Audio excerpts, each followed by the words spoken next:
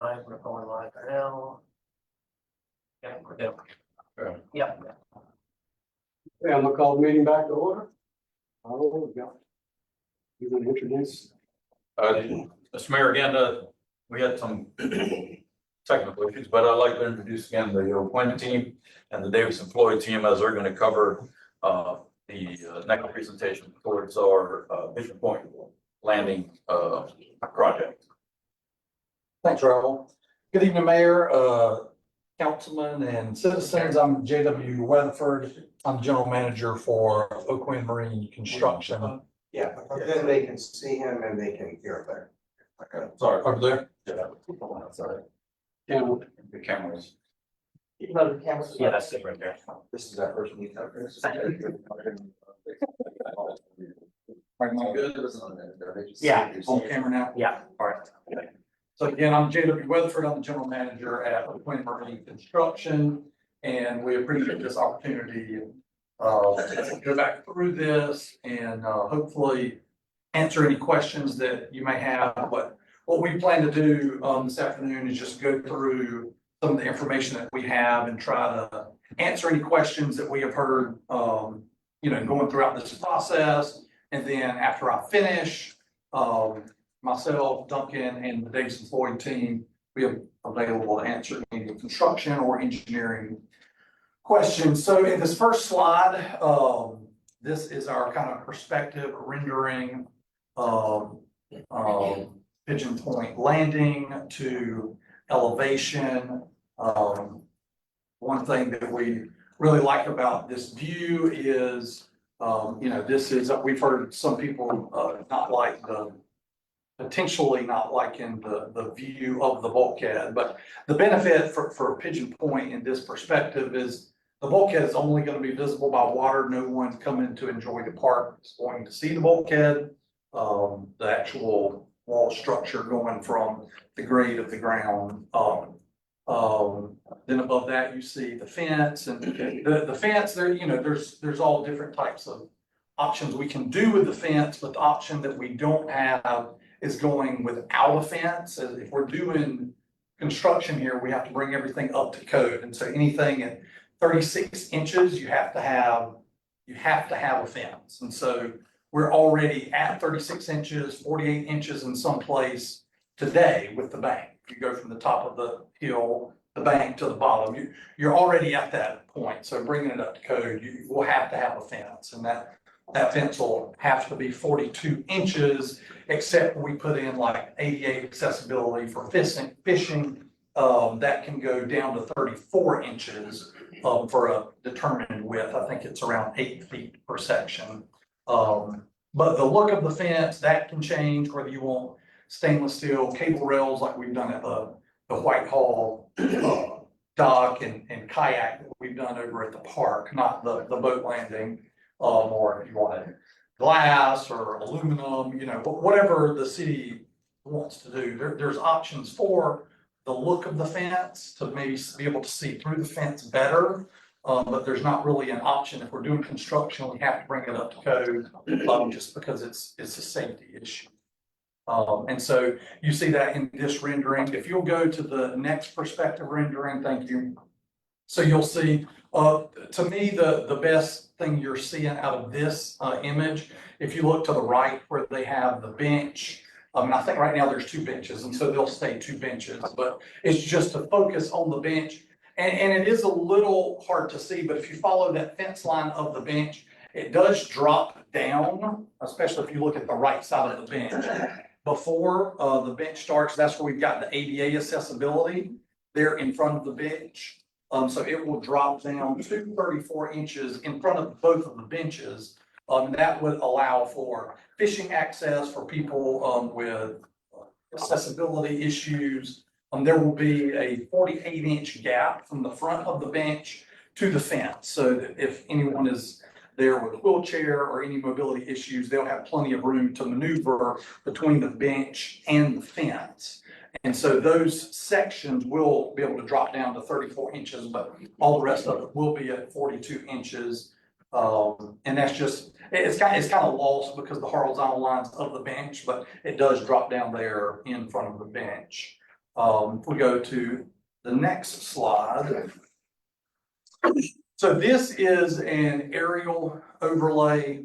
Can you scroll up just a little bit so we can see more of the bottom of the image?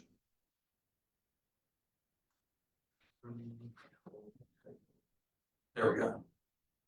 So if you see where that blue square is to the right of the screen, that is the ramp going down into the water, just to give you some general perspective. One of the questions that we heard that we wanted to address is how much is the boat landing, is it going to be increasing? And essentially what we're doing, we're not increasing by going out into the critical area or going out towards the water any more than we currently are. What this plan does is it makes the most effective use of the property that you have. So essentially what this is showing, the purple line, Steve, if you can point to the purple line that kind of goes through the top of the parking spaces, there you go. That purple line that Steve is, it's touch. That's the edge of the existing gravel. That's the toe of the parking, so and then this is the wall. So the wall is at or just shy of what currently is parking area.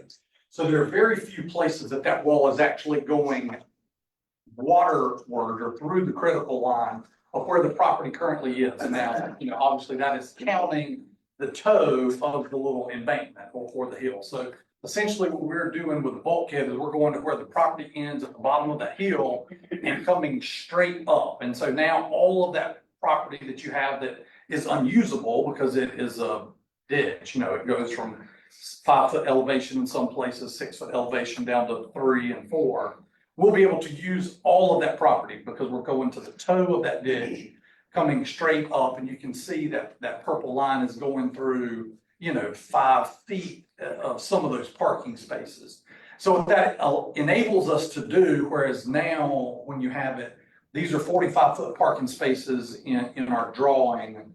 You can get maybe 3 or 4 45-foot length trucks and boat trailers in there, and they're not parked efficiently like these drawings do. If they're getting in there, as all of you I'm sure are aware, they're probably taking up 2 or 3 spaces just to be able to diagonally fit their boat and trailer in there. So by gaining that footage from the top of the bank to the bottom of the bank, we're able to get all of those spaces as 45-foot spaces there along the right side, and adding 1 handicap boat trailer parking. On the upper side or the left side, there are 2 standard vehicular parking spaces and adding a handicap. Yes, thank you for using the cursor. Yeah. So adding a handicap standard parking there, a regular standard vehicle beside it, and then going towards the picnic part, there is, instead of a 45-degree angle, there's kind of like a pull-through parking space near that live oak tree there on the corner. And so this is, by doing this bulkhead, what is allowing the city to do is make effective use of all of the property that they currently have without impeding or going out into the water any further. We're not taking any more of the critical area. The only places we cross that critical area is where we're trying to get the wall straight. And all of that has been approved through the Bureau of Coastal Management. And the other important thing about this image, if you can scroll down a little bit so we can see the top of this image. One thing that was brought to our attention is in the future, in another phase, if we are going to be able to add on the kayak launch. Yes, that's where that is. So one thing that we had heard is they were worried about navigation, if we were going to be impeding navigation. And from the current pierhead where, as the dock sits today, it is only going 5 feet further. And that's to allow for the aluminum gangway down to the Easy Dock kayak launch, which is very similar to the ones we have at the Whitehall Park. You can also see, which is why this aerial is so important, the neighbor's dock, that it is much more channel work, even if you take their boat that is tied up on the deep water side of their floating dock. It is much more channel work than the kayak launch or this ramp will be. So again, we're only adding 5 feet further into the creek from where the pier head currently exists. And then the ramp and the floating dock is going with the creek. So we're, width wise, we're only going about 5 feet. We'll still be inside of all 3 of those docks as they go around the corner. And then if you'll go to our last slide, so this is very similar to the same image that we just saw. I think this is easier to see without the satellite imagery under how much further that how much more property you're gonna be able to effectively use. One other point that I did want to bring up, but down on the bottom where the boat trailer parking spaces are, there's kind of like that half semicircle bricked area. So that's gonna be an elevated area to your right. You're right. Yeah, thank you right there. Yeah. So that is gonna be like a no parking area. That's mainly a safety issue. With the boat trailers and the fire truck trying to make that turn, we didn't want to put a parking space there, but it will be strong enough if there is a water rescue emergency or an ambulance needs to go down there, that an ambulance can pull straight onto that and be waiting on the boat to come in. So we're gonna make that strong enough that, if city police wants to go down there, do some paperwork and, just patrolling the landing, that's gonna be available to them. That's why we put that in there. We didn't want to have to add in some more cost with landscaping, and then you've got routine maintenance added on to that. And so that's why we've added these raised curves to deter from normal parking and try to help with any emergency or safety issues that can come up. So JW, you're gonna have some sort of permanent signage there to make sure it's not used by others. Yes, It sir. should not be there. Yeah, the signage would just need to be essentially where the rocks start to go down off the bulkhead. But yeah, just something notifying or specifying that this is no parking or except for emergency purposes only. Okay. And that's all that I have. We've gone through the 4 slides. I tried to touch on as many of the questions that we had talked about previously. And then again, any questions that y'all want to feel, our team is happy to answer any construction or engineering questions. Council, have any questions, comments? I just like hear from the public first. Okay, I'm gonna open it up to the public. Robin, you wanna, Hi, you have to, for the record, if you don't mind standing up, name and address and. Robin Copperness, 2423 Pigeon Point Road. Just to clarify where, Excuse me, Robin. They need to get to you. They need to get You're on TV. Yeah, and you're on TV, but I just want to just clarify where the existing, is it that purple, the dotted, or the dashed purple line is the existing boat landing right there? And so how many feet is it from the dashed purple line to where that bulkhead is on the bottom? Well, I think there's 2 lines you're looking at. This purple line, and they both look purple to me, so I'll do the best pointing. This one is the edge of the current paving. Right. And if you've been out there, then it continues to dirt and you have the parking stalls. That's this line. Right, and so how many feet is that? It changes. It's not the same distance all the way around. So back at the back where the trees are on the back right side, it's much tighter.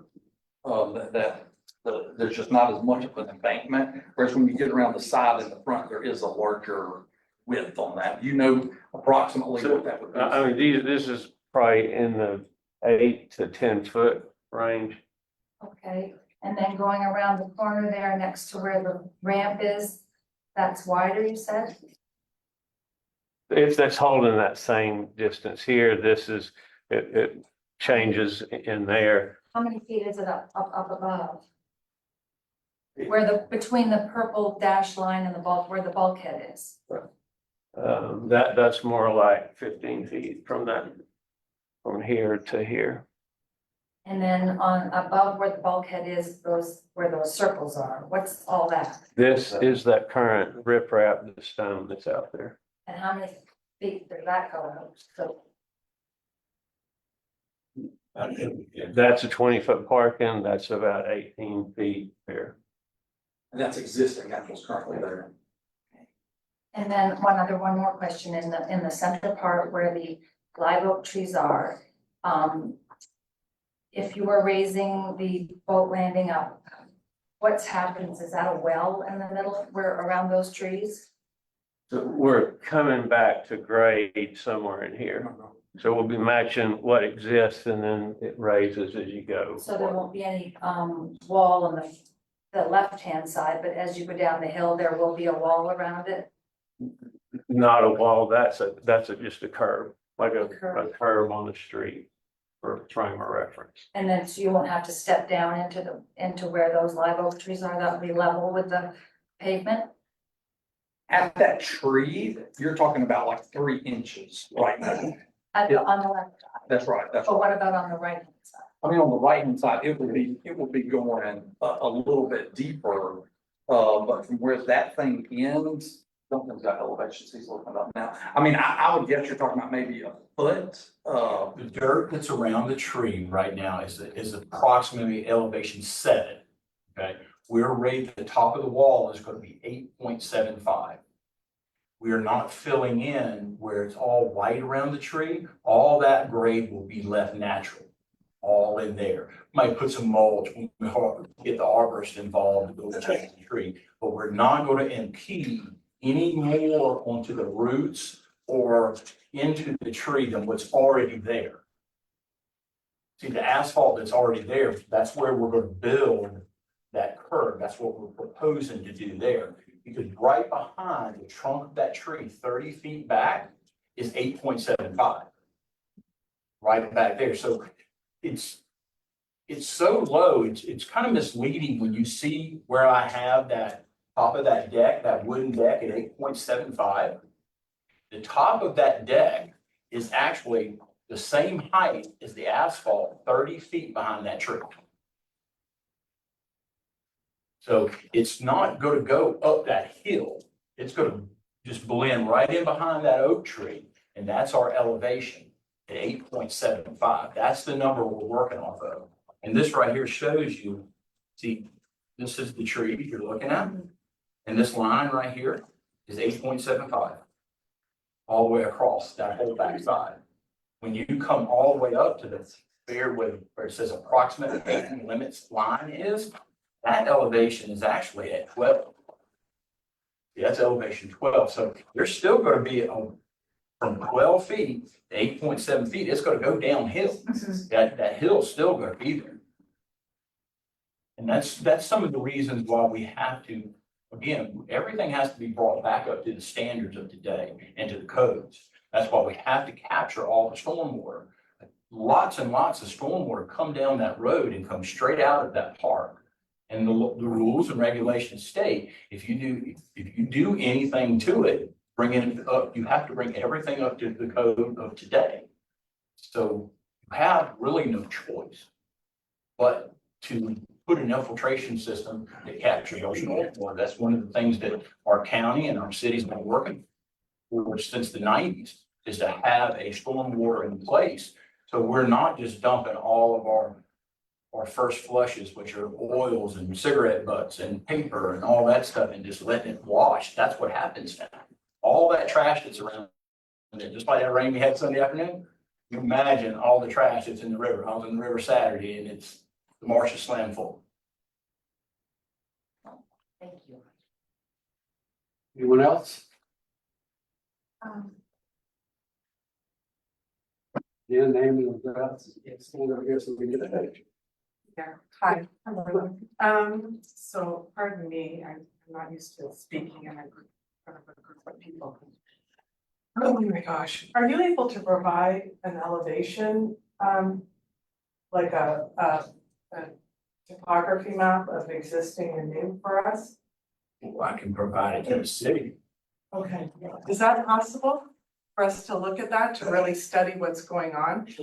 Cause with you speaking right now, I don't really have a clear understanding of the existing and the new levels, like I don't see it.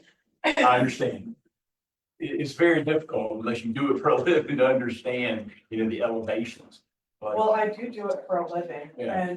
but and so when you do it for a living, it's great to have a topography that actually has the information, so someone can look and, right now it would be beneficial if you kind of zipped over there and sort of pointed out, but I think the main concern that a lot of people here have is the overall finished height. Because, and I'm just gonna go over here. Don't touch the screen, though. Which would be this kind of like this transition point here. Because, what you are calling, and I don't know if I should be commenting on the design, which not right now, so my husband's waving, so can I comment on the design later? What's your name and address for the? Oh, okay, Ava Franzolini, 913 LaShare Street. But I'll comment on the design later, but I think one of the main concerns I know for everyone in Pigeon Point who uses this on a daily or double daily basis, this is very much frequented by, local people. There's very limited parking in this kind of scheme, and I feel like actually our existing scheme has a lot more parking available. But if you could provide what height you are going up from existing to new right here and how that sort of transitions to here, that would be ideal. I use the culture. Yeah. You can use this one. Thank you. Thank you. It's very sensitive. All right, so our lowest elevation we have. We'll just start at the lowest and go down the ramp. So we're at, No, it's more, Existing grade, right? the existing grade right Okay, so- there, so right here, we're at 5 feet. that's our existing grade. Existing grade is 5 feet and it's everything's going up to 8.75. So right there, we're going from 5 feet up to 8. Yeah. Yep, that'll be the highest, change will be right there. And can I ask you, who set that height? Who is setting the 8-foot height? What I would like to. The height is determined by how we have to capture the stormwater. The infiltrator system that's gonna be put in there, it's in there, right? No, this only goes 4 slides. That's all that's in there. Because that seems, okay. Lighting. Right there. See, the infiltrator system, we have what's called a yearly water table. We have to make sure that we get above that. And then we have to have enough room to put the infiltrator system in that captures all the water. So it has to be high enough to put good sandy soil underneath it, rock, filter fabric, and then these chambers. So 8.75 is the minimum number that we have to go to be able to put all of that in there. If you were to bring it up to code, we have to dig out the whole center of the property and make what's called a retention pond. And we looked at doing that first. But again, we'll turn it over to Zach. The gentleman that was helping before, Chris Bates, which was with us, he did all the calculations and we could not meet the criteria of the stormwater of today's codes and capture the water, the volume of water that comes onto this park. Well, I mean, I feel like that I'm not sure,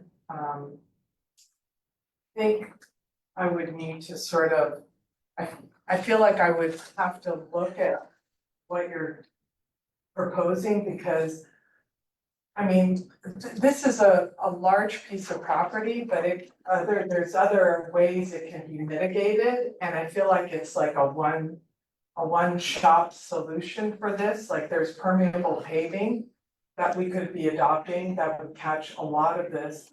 There could be other sort of areas or drainage systems in place, not just one centralized, that would allow for that height to come down. Going up 3 feet is a lot.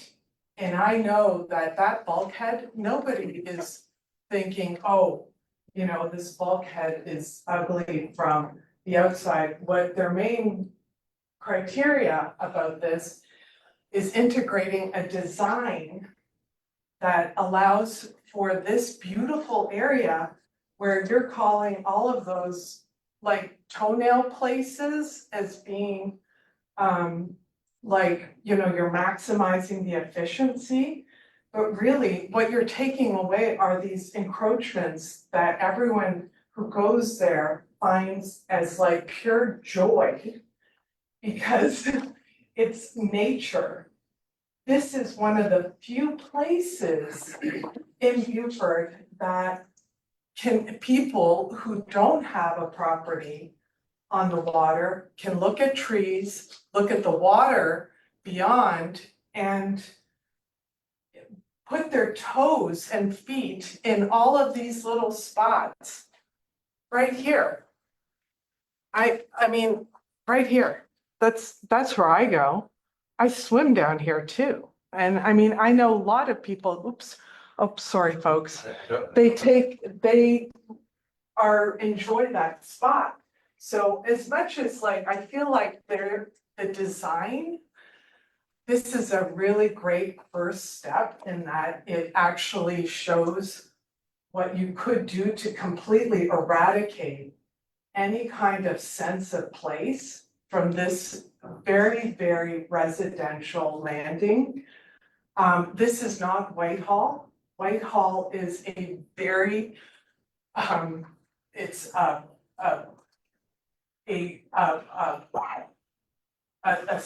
very public place. There are parking spots people go to, they use the bank, they use the road, they use a lot of different places.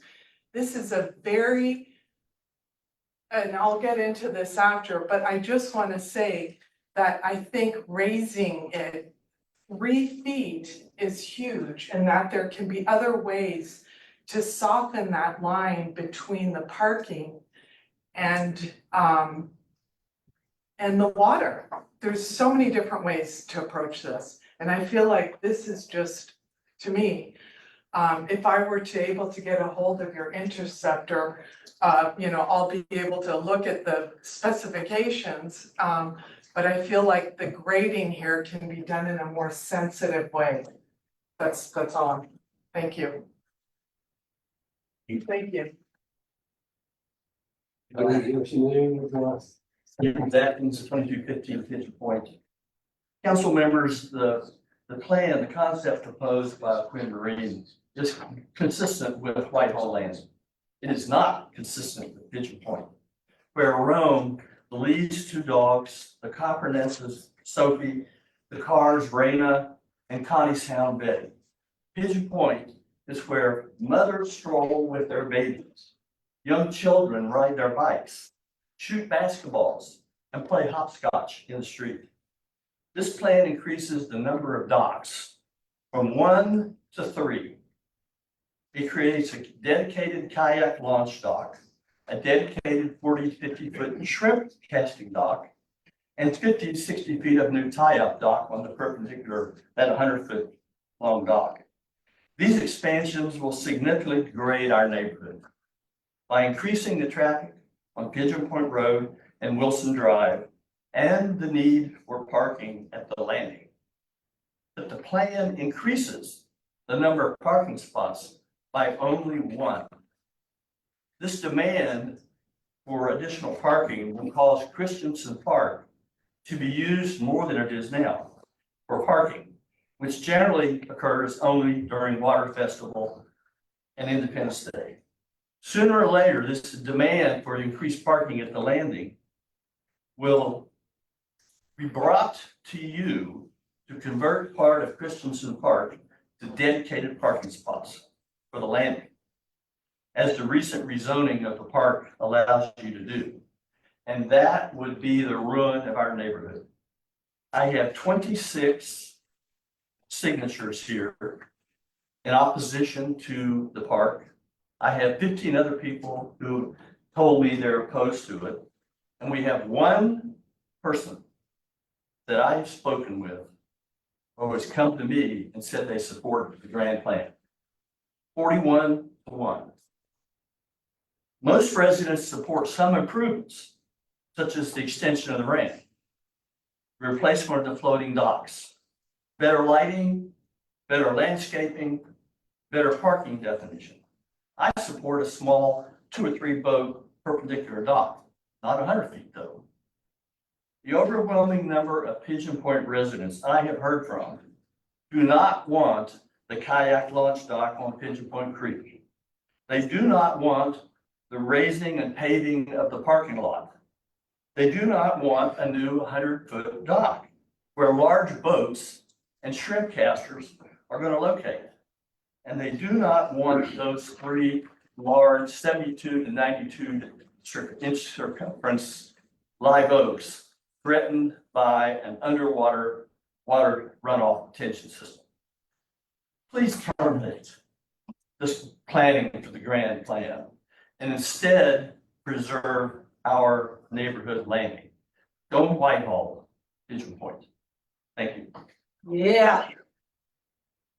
Yeah. Oh, sorry. I wasn't taking a point, guy. I'm standing over here dancing. Yeah.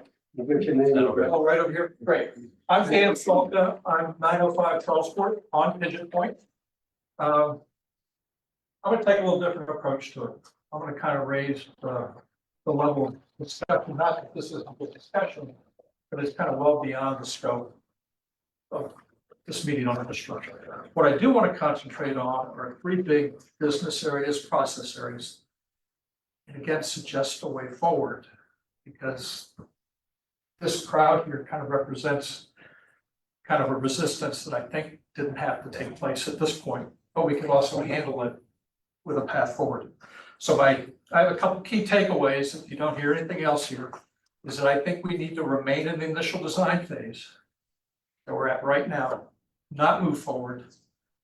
Use the wonderful survey that the city did, and that you had 195 respondents. 47% were from Pigeon Point, but we have a whole other city out there that uses Doc, and my partner in crime there, Patrick Cannon, and I have spent many hours looking at this problem and taking those survey results and kind of racking and stacking them and adjusting some priorities, thinking at some point we may be able to get that into the help the RFE development that kind of went beyond us, because it kind of happened real quick.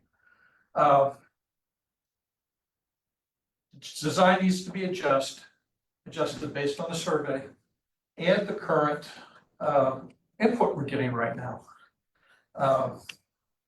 Per the RFP, Quinn should host at least 2 sessions.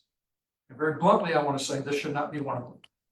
It should be a public session with city staff, and council members want to join, but it should be a working session versus kind of getting deep into this. That's what this Wonderful is. comments. I appreciate you doing the aesthetics. That's exactly what This is a work session.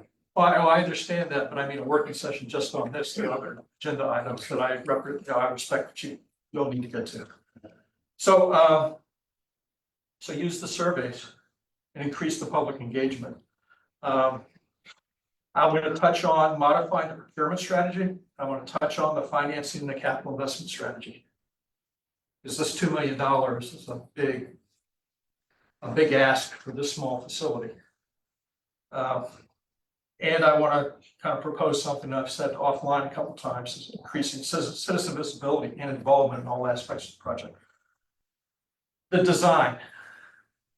Not going to get into details, but a couple things that kind of fit in the category of constraints, which is kind of a contracting, strategic planning term is, and we've talked about it, this is the one public landing that's in a neighborhood. The Pigeon Point Landing, again, constraints that have to be factored into all the design pieces, is the most dangerous landing, or it's tied with waterfront park in the area, and it is also the most exposed.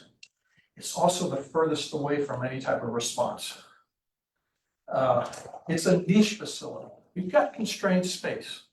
I don't think anywhere in that survey anybody said we want to expand it.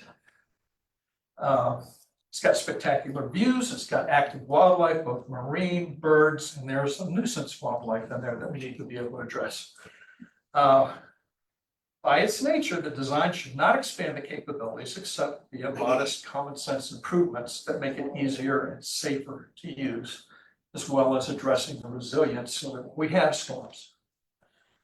It'll survive a little better, and then it doesn't cost so much money to restore it to operation. What I didn't see in it is we need more design discipline in this process. We need to organize what are essential design features, and I kind of rack and stack those in priority buckets. Safety, resilience, which includes cleanliness, maintainability, usability, ease of use, multiple uses, boat, human powered recreation, fishing, and preserving or enhancing the ways to enjoy the view, and environmental preservation for the landing, protecting the upper park and the tidal creek from encroachment and allowing it to continue to develop naturally. The procurement process. This happened pretty fast. I remember the last time I stood up here, it was the 11th or 12th of September. We were talking about ARPA funds. Patrick and I sat and we started to draft the letter on the 27th of September. And sometime in that period, this RFP went out. There were dates in early October. And we had one bidder, as I understand it. The RFP really didn't set constraints or restrictions. I didn't see evidence that the survey, all that detailed input, and there was a lot in there. There were a lot of good ideas, and there were a lot of things that maybe weren't so good. So how do we approve that? I think the next stage, there should be some tiering of the options. There should be a tier, I call it minimum repair to restore previous configuration of the ramp and the floating pier. B would be minimum plus essential desired features that address some of those key priority buckets. And C, minimum plus an additional minor or major options. And we have to price that out. I would have liked to see some type of economic restraint or constraint on that. So tell me what we can get for 800,000. Tell me what it would be $1.5 million. Tell me what's an unconstrained thing. This seems to be an unconstrained. And we need to have the ability to do trade-off among those things. From the little detailed things in terms of lighting, police notification process, safety stuff. And I believe that we ought to, because we have time, I don't know when we're gonna get, Josh and I had a conversation, I don't know, it could be 2 years before we find the money to do this. Let's get it to a point in a preliminary design phase where we have some estimates, we've got these tools to work with it from an RFP product. And we can go out and spend the time. And as much as I'm impressed with the Quinn thing, competition always makes things better, both financially and in terms of the ultimate product. The reality of things, sorry I'm going a little long, the city's got massive needs. I understand, and I've sat through enough of these. And this $2 million thing, when I saw it, it really hit me. And I said, whoa, with Waterfront Park and other things we need to do, what can we do to kind of get this into the point where we can take care of Pigeon Point and then allow you all to have more flexibility doing the rest of the city. So I think there ought to be a competitive procurement for phase 2 and 3. Once we settle on some scopes, or we need, 3 tiers of options with some detail. And my point is the environment for outside funding, because we're kind of going to be going around with our hats out for contributions. It's getting tougher all the way from the county to the state to the national level. Things are changing, and they're changing rapidly, and they may stay changed for 2 to 4 years. Factor that in as to what's possible. And this is time now we have to consider other ways to raise capital to maintain our infrastructure. versus kind of where I've seen it the last couple of years of attending city council meetings. The last is another recommendation, but I think it's time to try. I see what's happened here with these folks. And the interest and the passion and also some of the skills we have in our both in our neighborhood and like Mr. Canning, and then there's some others. We ought to take this as an opportunity to try to pilot the CLOC, Citizens-Led Oversight Committee, work this project, kind of be the right arm to the city council, the left arm to the city staff, and kind of put some of our passion and our skills and background to kind of take this on, engage it, and help drive it forward. So there's a constant look at where we are we on time, are we on budget? And are all these concerns to be factored into the designs? So that's kind of where I wanted to kind of add, where's a good way to kind of get out of where we are right now. Appreciate it. Thanks. Okay. Patrick, you next?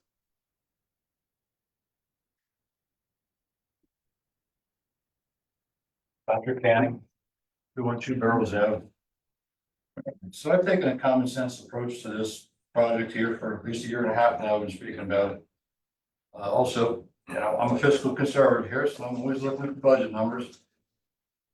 We need to get the functionality back to the landing, and what I've said repeatedly is let's fix or remediate, add on to the ramp and replace the dock portion of it with, you know, in-kind materials like they've done at Whitehall and other places.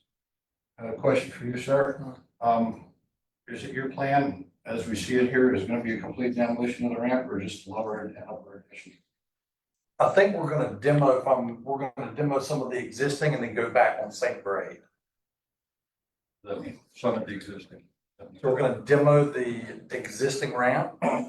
There's gonna be additional ramp at the top to get up to elevation. And then we're gonna lengthen it to get out further, so at low tide, you're not dropping off like you currently are. So it'll be one smooth concrete ramp from the top to the bottom, but it will be on the same grade that it currently is. So it's a complete demolition ramp. Right.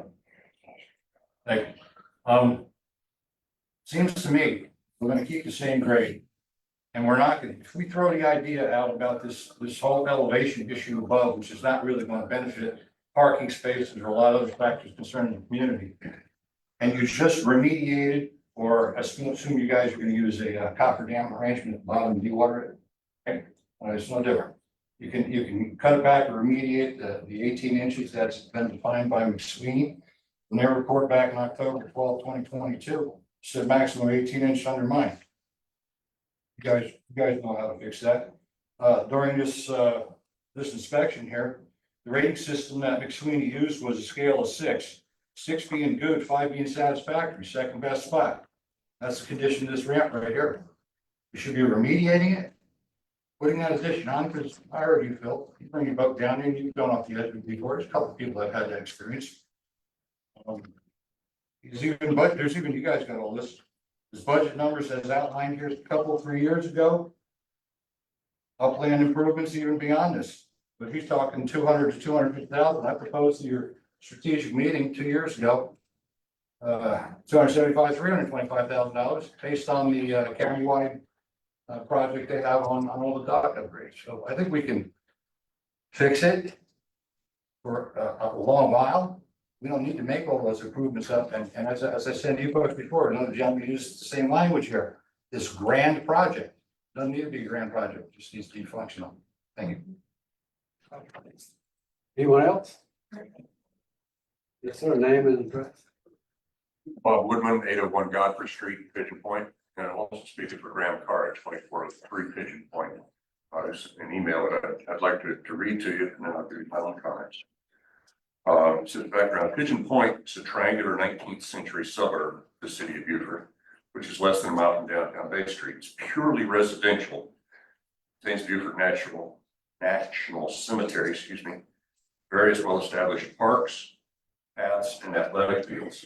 It's a place of oak trees, grassy serene parks where residents walk with their neighbors, their children, their friends, their pets. It's not a business area in any shape, nor ever should it be. Pigeon Point is physically separated from downtown Beaufort by Boundary Street. I'll come back to that in a minute. The actual point juts into the Beaufort River and is the site of proposed multi-million-dollar renovation of the existing Small Pigeon Point boat landing. Executing the proposed plan will radically change the essential nature of the neighborhood. Please do not support this project, limit it to maintenance of the existing facility in its current configuration, and use the proposed money for more necessary city projects. A lot of things that have already been said. Grant says that he believes the majority of his friends and neighbors, I'm one of them, feel exactly the same way. Please do not support this proposal. I believe that everything that Grant has said there, I think he's said it very much more eloquently than I could have. An additional point that I'd like to bring up, I am one of those people that's got a 45-foot truck and trailer that tries to park down here with great success. I don't do it often because it's really in the right place for a rig of that size. It's the wrong sort of ramp. It's way too exposed. Looks like us with bigger boats ought to be going other places. This is a spot where you put your 15, 17, 18, 20-foot boat in. That's all it was ever meant to be. That's all it should be. An additional huge concern for this is if you build it so that it's attracting large rigs, large boats, they can't get in and out of the neighborhood. I had firsthand experience with that. When I drive to the end of Pigeon Point Road, try to get onto Boundary Street, you've got a rig that's 45 to 48 feet long. You can't make those turns legally. It's not possible. And there are no other side roads that you can access Boundary Street on and get into Pigeon Point where the access is any better. It just isn't possible. So we start to create a whole new set of problems. Our neighborhood is meant for something like this. I hope we can find a way to reduce the scope of this project dramatically. Okay, thank you. Anyone else? Greg, I'll get you next. Okay.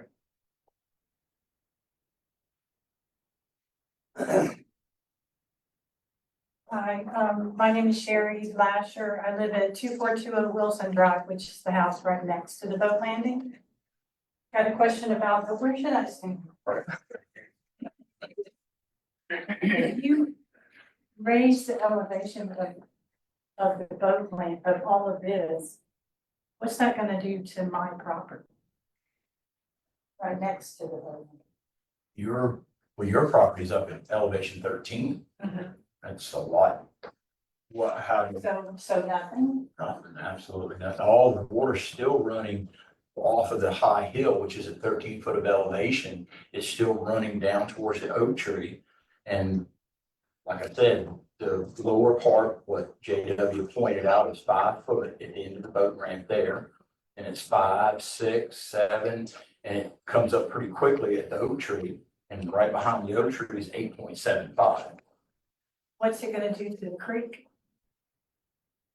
So, well, the way we're designing it, we're going to capture all of our stormwater and keep it on the property.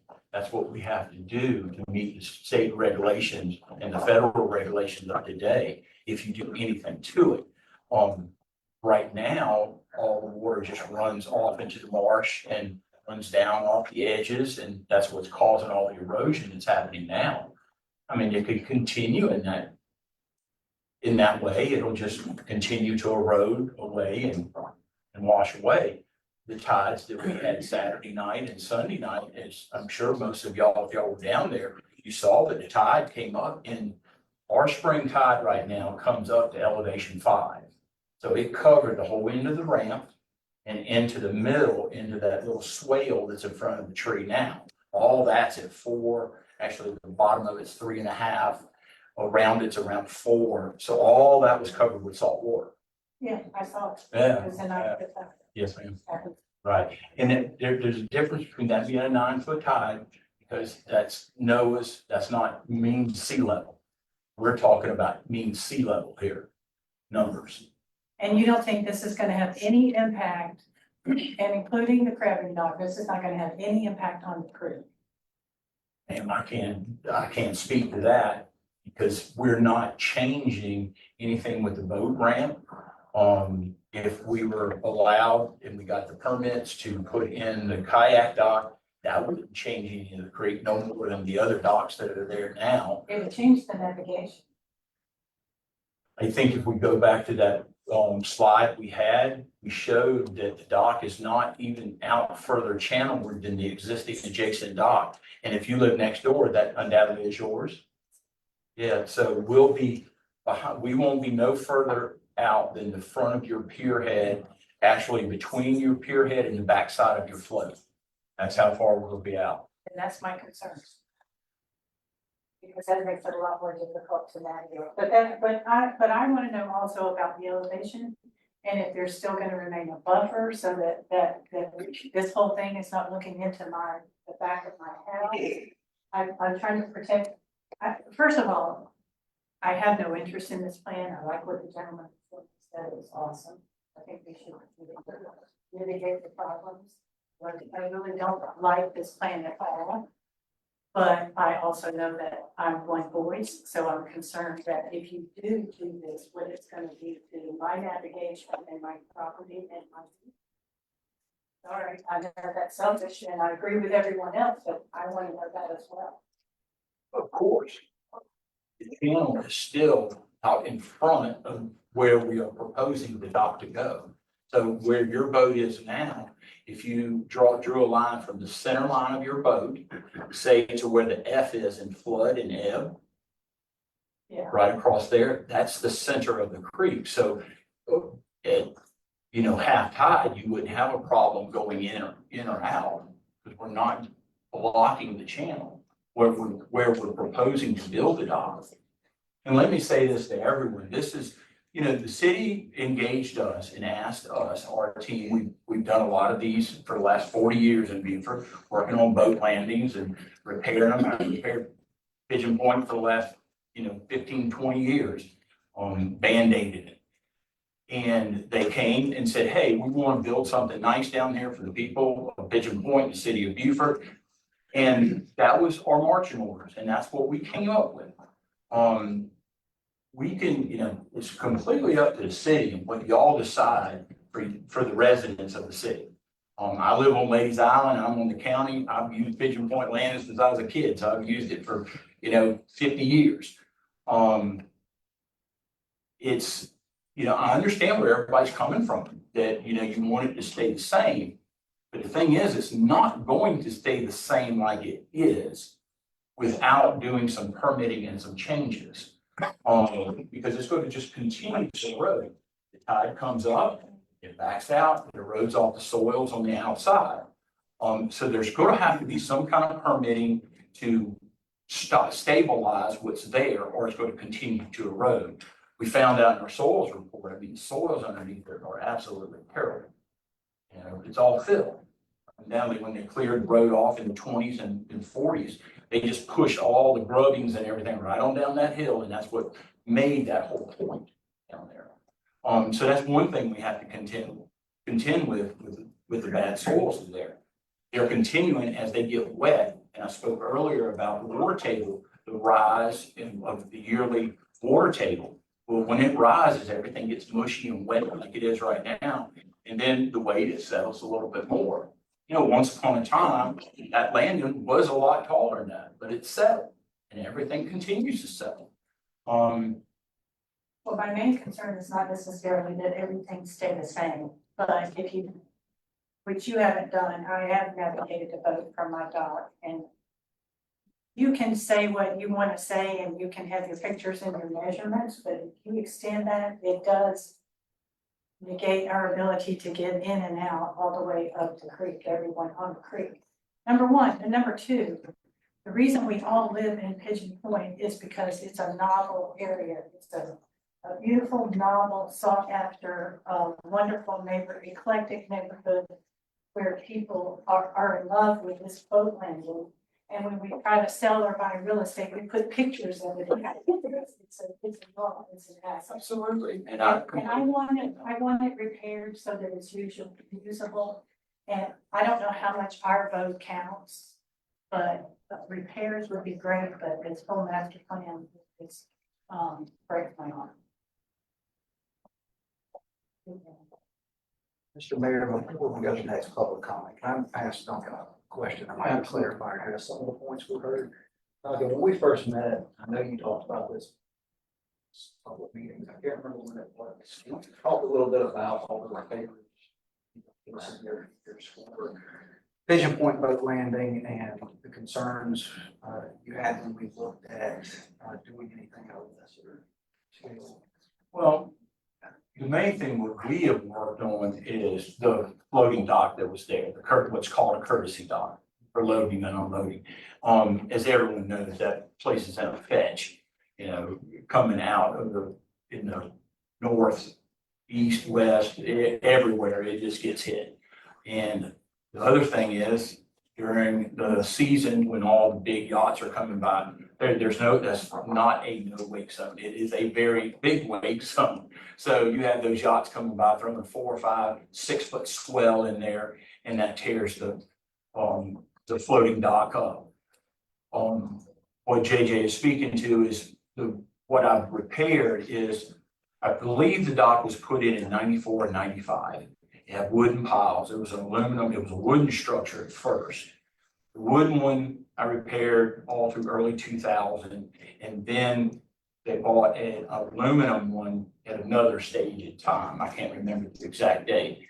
And then that one, aluminum is a good alternative. It's not quite as strong, but that one was built a little bit heavier. But what happens, the aluminum oxidizes. And over a period of time, the oxidation, it just continues eating the metal and it gets weaker and then it starts breaking apart. So we would fix that, put new straps on it. Flotation came out from underneath it. We put new plates up at the top over the years. And one of the main reasons that it tore up so much was because the whole thing was low. It's built at a lower elevation than what it needs to be.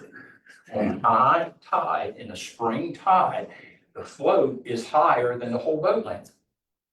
So that's what causes it to tear up. It's higher, the waves hit it, the end of it where it was connected to the concrete abutment. If you go down there, you can see it now where the pins come through. All that's been ripped off because of the big old spring tide. It would be this is the abutment and it's level where the float's way up in the air. And then it's rocking and waves are hitting it. So that abutment needs to be brought up at an elevation that allows it to pivot and pin properly so it doesn't tear up in the future. I understand everybody's concerned that 8.75 at that point sounds like a lot. It's, it's 3.5 feet. Oh, well, 40 inches, actually. It's 41 inches from the top of that abutment to the finished height. But what I don't think everyone, well, I think you do understand, but it is only right there at the very end is where we're bringing it up, where it's all flooded. Back where the oak tree is and all of that area, it's not, it's going to blend right into that. So we're not building up way back in the back area. And I think the lady that you had the concern about your property, see, we're not even touching any of that where the trees are, where the Christian Park is now. No, not Christian Park, that's Pinckney Park, yeah. Well, Pinckney Park is, none of that is in this scope of work, nothing. So it stays the same. The only part of the Pinckney Park was to add a kayak. And the city, decides it doesn't want to have that, then that's, you don't have to have it. You don't have to have anything you don't want, I guess. It's all up to the council and staff and the citizens. So, you can make that decision. But bringing it up is necessary to be able to make it one safe, usable, and where it doesn't tear up again over the future. It constantly was in disrepair for the last 25 years. Constant. Duncan? Okay, Greg, I know you got remarks to make. Please give us your name and address for the record.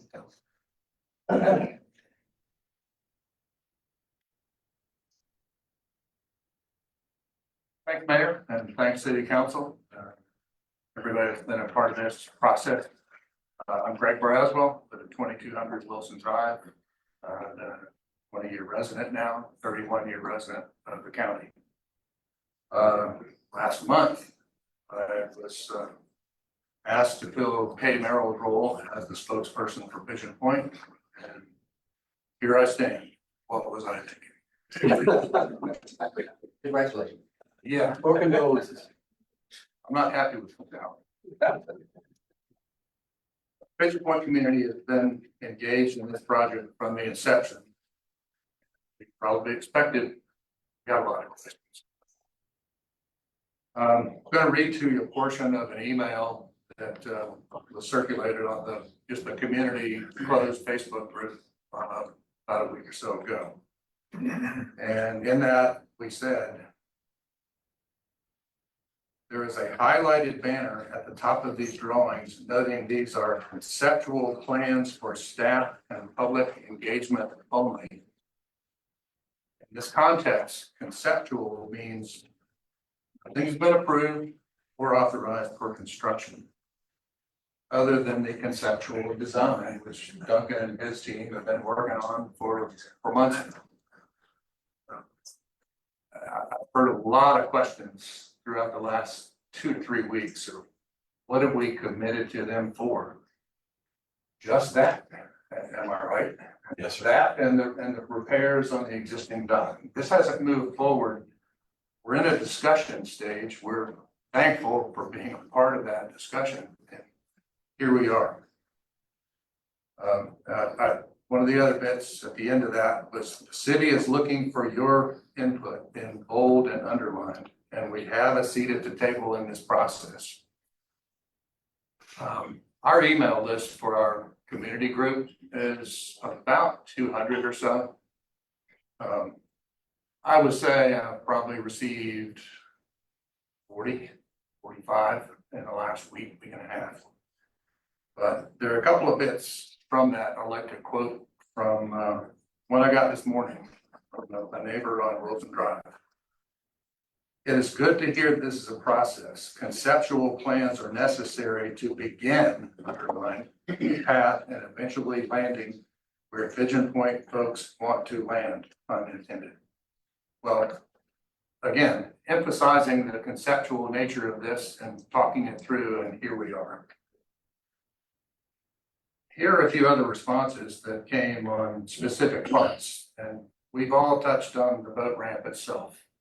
Any of us that have ever launched a boat there knows at low tide it's treacherous. Nearly everyone agrees that the landing is unsafe for launching or retrieving a full-size boat at low tides and needs to be repaired. I think that's a given here. We all know that. From an Emmons Street neighbor, just yesterday, I used the ramp over the weekend and it is not at all a great place for launching. However, the landing has been a valued asset of the Pigeon Point community. It is already there, so why not simply make it better? From another neighbor on Wilson Drive, still referring to the boat ramp and the adjoining dock. If we build it bigger, they will come. Referring to the larger boats that would likely be attracted to our larger, longer dock. Perhaps reduce the length, but keeping a robust aluminum design to withstand the current and the wayward vessels. And then touching on the parking area as it exists and the need for improvement. Well, from a neighbor on Woodward Avenue, I'm not a fan of the raised elevation covered in asphalt. There has to be a better solution that would better serve our needs and integrate into the surroundings. Well, we've got someone in our neighborhood that's, well, a namesake of Pinckney Park, and he's got background in this very thing with permeable surfaces and commercial construction. So I'd like for him to be a part of the next discussion so we can look at these services together. The proposed kayak dock, based on the responses in hand and what I've heard here today, there's minimal support for a standalone kayak dock as shown. Most are satisfied with the existing structure, meaning the landing at Pinckney Park, and concerned with the impact on the Pigeon Point Creek. Why not use the new ramp as proposed instead for kayaks too? That approach would also reduce costs. There's a lot more where this came from, but we can cover that in our next meeting. And one last thing, for those that are asking for transparency in city projects, well, here it is. This gets them more transparent than this. Thank you. Appreciate it, Greg. Anyone else? Yes, sir. Tim Sapolsky, Come here and do it in front of the camera for the record. 2316 Wilson. I've been at work, sorry, I just got off work. I've been listening with my earbuds and missing orders. One of the main problems I have, I've got historical aerials of the Pigeon Point boat landing. Way back when, I think it was in the 90s or something like that. The 80s when they did that. Garrett County. Here again. Yeah, they extended it. Pigeon Point Creek, Chloe Creek, whatever you call it, was a really good trout spot tail. It was 2 foot deep across the creek. It's a mud bank now. I argued back then, I wasn't a resident then, my mother-in-law was, we lived where her property is now, that they do not need to extend it. That's why they put groins out at the beach to fill in. Pictures of how wide the creek used to be, how deep the creek used to be, and now it's closed off. It's basically a mud flat. My grandchildren now are not gonna be able to cross the creek and slide down the mud banks the way my kids did, because it's just totally filling in. If you extend this even further, it's gonna fill it in even more. These pictures, I didn't wanna pay for it because it was $150, so it's got the little pictures on it, but it is the aerial. But you can see the difference of the width of the mouth of the creek. I went back to 1983. I could have went back to 51, but those pictures were even farther. See some of these, but you can really see the way it changed the creek. And I think if we extend it out further into the river, it's gonna totally close off that creek. It's just gonna be one marsh. It's not really a great fishing place anymore. It's good crabbing, but we used to catch trout, spot filling there all the time. Once in a blue moon, you'll get one now. Used to be pretty good shrimping too. You have to go outside into the big river now for shrimp. When it was done originally, I asked, like, what are we doing? When is it approved? That's gonna create money. I was told, yeah, it's all been approved. So what I got a problem with. I used to be able to get my boat in and out of the creek, all the time. Now I need at least 2.5 hours of tide, maybe even more now. I got a big rod. So it's, I have to find either marsh instead of deep water on my taxes, I guess, but I don't think that's gonna happen either. That's all I got on this. I just don't think it needs a big major repair. The old days, I used to just put my well crap up on the rocks, you'd run to the truck real quick, back it in, pull it on before a boat came by. Used to be fun. I'm older now, it'd be a little tougher, but I think fix it up a little bit where it is now. And we don't need to go further out in the river. With that current, there used to be a 20-foot hole at the end of the ramp. I know a couple friends who left their axles there on their trailer and they dropped off it. I don't see how we can create it where that is not going to create a hole again with that current. I just don't. Unless it all sands in like it's doing now. And mud. I mean, there's pilings out there in the marsh that you used to not be able to see unless it was dead low tide and a big wind came through and you could see the pilings. All the pilings are sticking up now. That whole middle marsh area is just washing out. It's affected the flow of the river. Thank you very much. You want to leave that with anybody or you can Yeah, keep it? you can, yeah, who would I want to live with? Thanks. Anyone else? Once, twice? And we have a lot more to cover. I know most of you are here for the questions. We have one question we answered. Okay. We have a lot more to go through. I know y'all want to spend the rest of your evening with us. So I'm gonna give you, if you want to leave, this is your opportunity. Can I ask one question? Sure. If we have like questions for you, sir, Davidson Floyd, or, you know, for example, we would like to request more information. Who do we make that request I to? guess Rahul will be the contact. Rahul. And Greg, but honestly, I would prefer the channel be one through your neighborhood representative, and then that would be forwarded to me, and we'll get it back on. But you can find my email on our website, and I'll Are you take the with emails. Davidson Floyd? With the city. Oh, okay. And Yeah, Raul, the RFP said that Quinn would host sessions, feedback sessions. Are we gonna do that formally, so we kind of capture all this? We've already held two, this will be considered the second one, but that is something that we will discuss internally on where to go forward. we've heard your concerns. So what's the next process then? After we've had this meeting, what happens next in regards to this boat landing? We have to have a discussion internally, And then what happens? and then we'll move forward on how we want to do it. You'll be aware of it. We're transparent on all of this. And then will there be more, public input? Oh, sure. Right, after you've had your discussion. Whatever comes out of this, you're gonna be aware of it. You know, the final product, you'll get a chance to talk about it. Point, and even before, We'll be aware of it before it happens, not after. before and after. Okay. But yeah, I want to thank everyone for coming and for your input, because we definitely need to hear from the community. Appreciate it. I have a question. Sure. So if we're doing two public sessions with every section designed, does that mean if we don't move forward with this one, we're gonna repeat the process with whatever we do? Well, we're going to discuss it internally, and whatever we come up with, we'll put it out there. We'll probably have another, I would think, another public session on this. We'll do it at a work session. With that, if y'all want to take off, unless you want to stay here the rest of it, we're talking stormwater. Pretty interesting stuff. I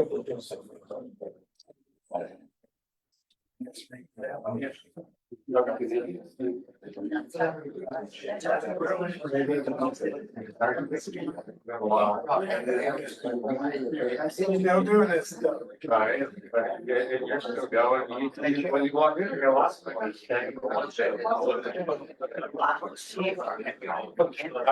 can relate to that, well, a little bit slower, a little bit more.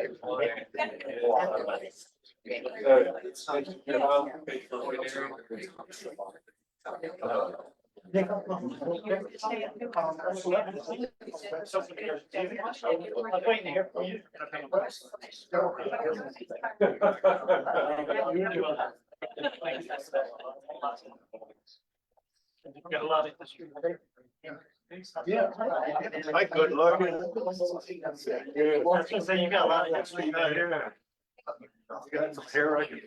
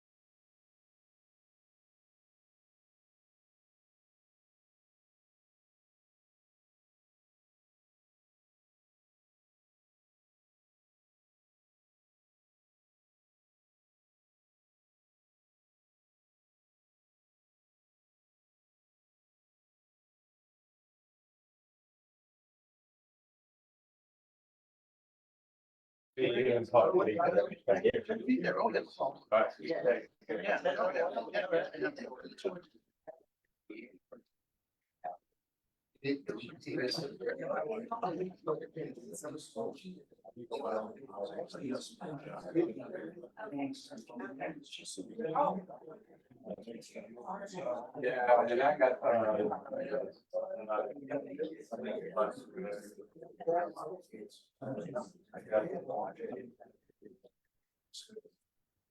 that's what's. I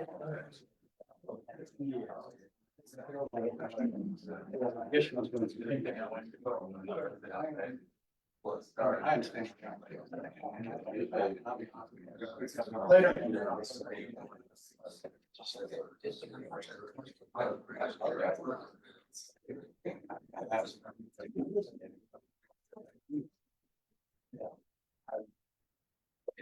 Sorry.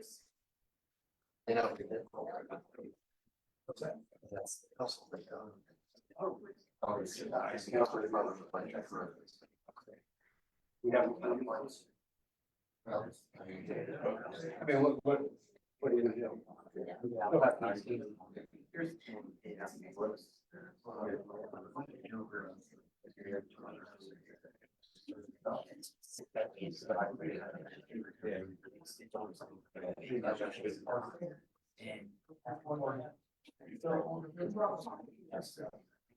And that's what we think. I just.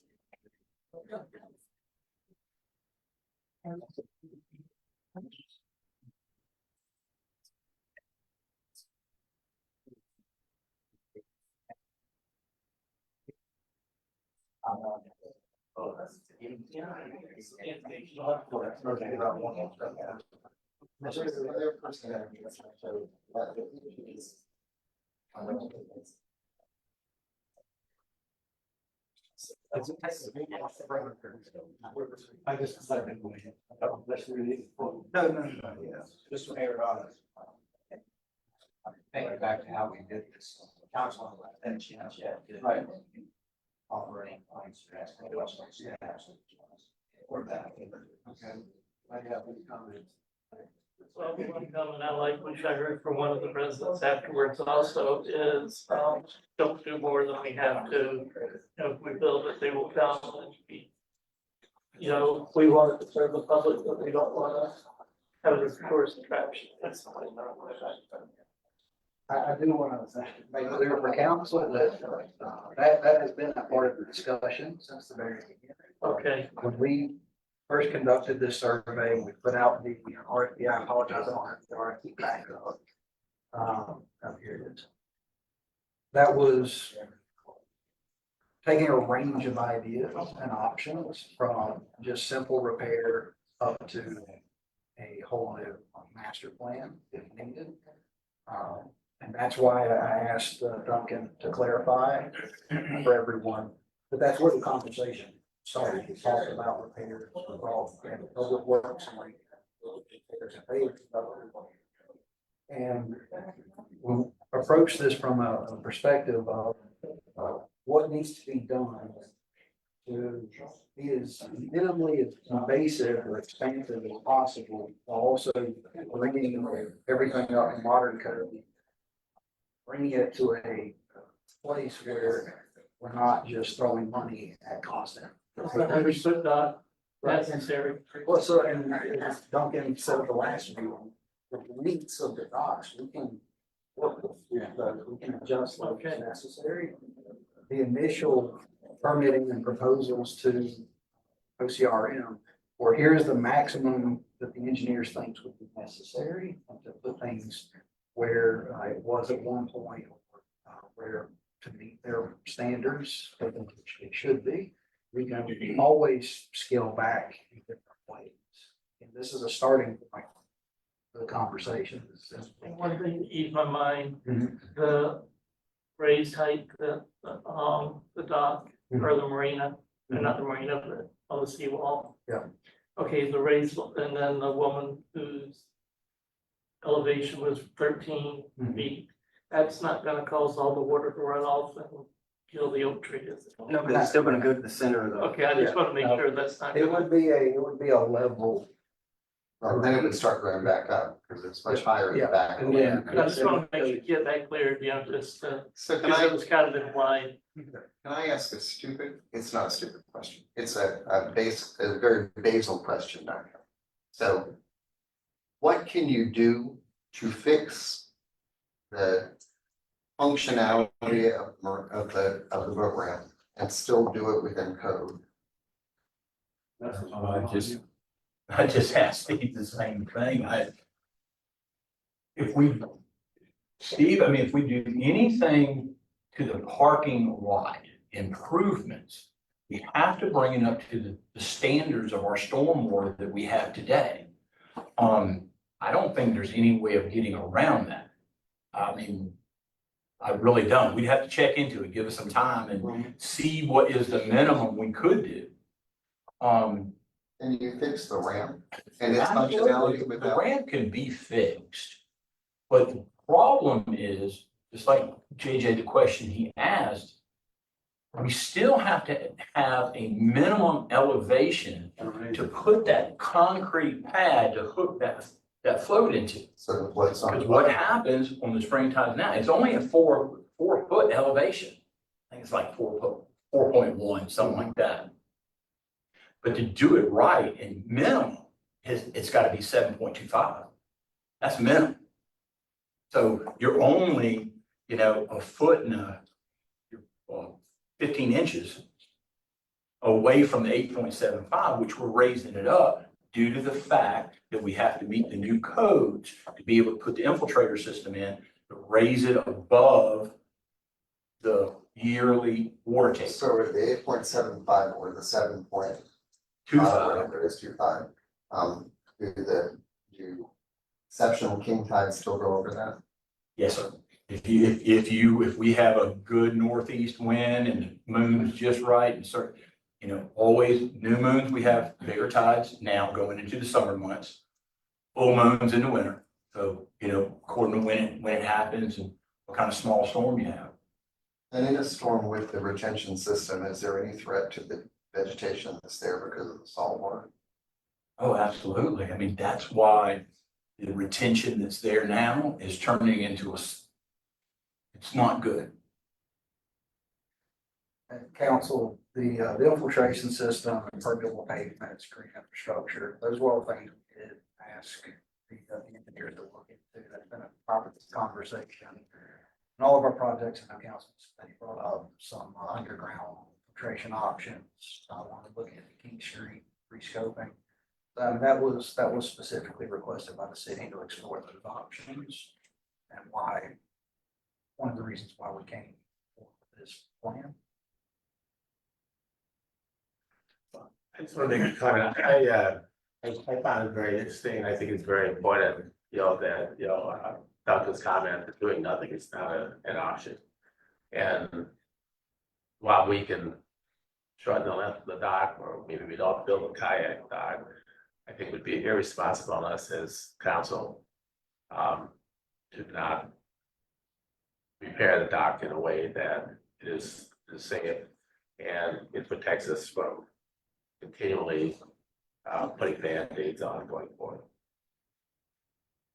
We have to do that, or you might as well just forget about it being Right, yeah. hungry. If we raise the elevation of what's currently paved, would there be a requirement to go out the additional, what was inside that purple line to create those 45-foot parking places or not? Well, that gets back into our codes, and we went with the fire department and having any kind of emergency vehicle being able to turn around there comfortably. Just to make it safe and to bring it up. I mean, it works now, you know, but if there was a boat trailer there, the firemen would have to get out their truck and grab the trailer and drag it sideways. That's what they have to do. So again, it all goes back to bringing it up to the standards that's required of us today, that we, as a society, we've made these standards, and that's why they're there. So we build something that's not going to be the same old way, pushing some dirt down there and You know, to Tim's point in 94, what kind of permits did they get? How were the permits gathered? I don't know. I didn't do that then, but it was pushed out there. It made it longer. You know, did it affect the creek? I mean, I'm not a geologist, but absolutely. And absolutely. And to your question, in our first meeting together, you asked that. And that's why it was so important to us as a team to make sure that we did not change the angle of that boat ramp that's there now. That only thing we were going to do was keep it the same identified, the good part that's in the middle, leaving that exactly the same elevation, same angle, same everything, and extending on the bottom and bringing it up to the top elevation. And that was very important. So we did not create another issue. We're continuing for the question that Councilman Scaletti asked. Could we do less? Possibly, but when we started this, we were given that survey. And one of the things was to maximize parking that you have there and improve it. And this whole thing nets out, someone had noticed one more space, but it creates 9 opposed to, I believe it was 6, the long boat, and then it added 1 passenger vehicle and created a handicap. So it was pretty much a no net gain. So it's not build it, no come, but we did maximize the impact of what's there to get those full length or longer spaces to accommodate bigger trucks, bigger boats.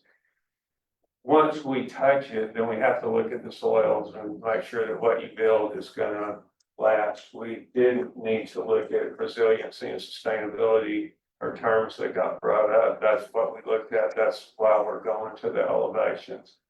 We did look at water quality and the tree and so let's replicate what was before, but in a more sophisticated manner because there's more products. So the underground is near that low spot. That's where the boxes to collect it, but the underground's under the pavement to protect the tree reef. So we tried to take the survey and build back a design that met that and would be something that y'all would appreciate, that it looked to longevity.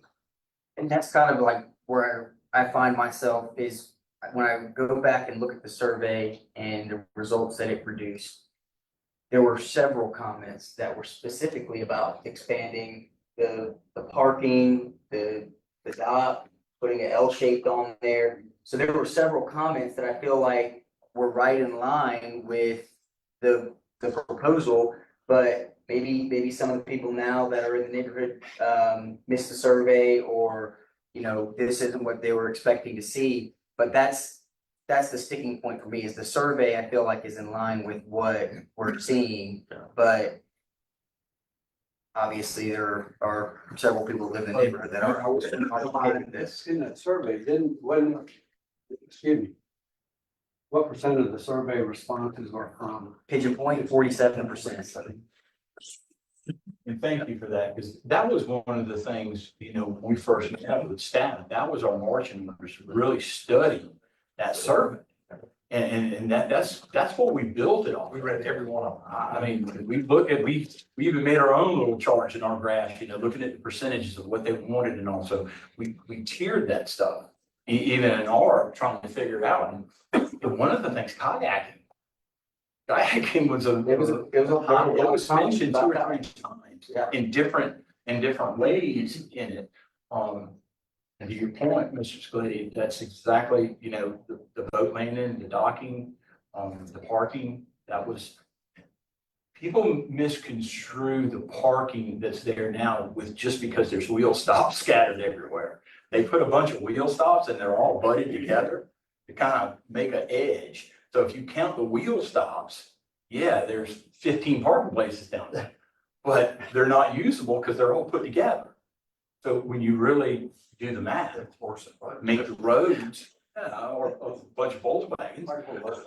They're not spaced out properly for No. a vehicle and a trailer. One of the other conversations that we have had several times during this process is the safety factor that's built in to how this new look or this new build will be, right? Because how many times have you been to a boat ramp? You're trying to get in so you can drop your boat. There's one guy trying to get out and there's somebody else trying to come around the two of you. Because he's done, he's not gonna wait for you. So there's enough room built into this for that to happen. The kayak safety portion is, do we really want to put somebody out in the main water to drop a kayak in? Or put him on the creek where it's not really gonna have a huge effect on coming in and out of there? Because you've got a massive boat, but so many, there are great kayakers, but there's so many novice in our area that are learning how to kayak, and we're gonna throw them out in a place where the water is extremely fast. The weight from the boats are coming in, and what's the first thing that's gonna happen? Somebody's gonna get dumped over, and then there's a safety and liability issue that we're exposing ourselves to. By doing what we're doing, we're dropping into the creek, slow moving water, and their ability to get out to open water. So safety has always been on the top three when we've had conversations. The thing I got out of the conversation, it seems to me that the residents are upset about the amount of traffic this may generate. They're concerned about that. And then when you add the kayak, I don't know how many of those people kayak, to be quite honest, here tonight. But I'm sure there are people from other places who would like to have a place to kayak. So I think they're concerned about the park being overwhelmed to an extent on weekends. You know, they made the comment about the traffic on the roads and especially the larger boats. But I think that's the big rub here. And maybe changing the look of the park. I think with safety, with the regulation, you gotta put the fence up. I mean, the railing and all that. I get it. I mean, that's OSHA stuff. Talk about 22 inches and all that. You gotta do it for safety purposes. But, it affects the look that they're used to seeing, and that's when change comes hard. The other thing though is there's no additional, besides the one, new parking spots. So I'm trying to sympathize with the perception that this will create more traffic. But I can't say for certain that that's the case because there's not any additional parking space. So I think it'll be more usable for those that use it, but it's not like it's gonna be such an expansion that you're gonna be able to have 20 more boats on site or trucks and trailers and, you know, it's the same.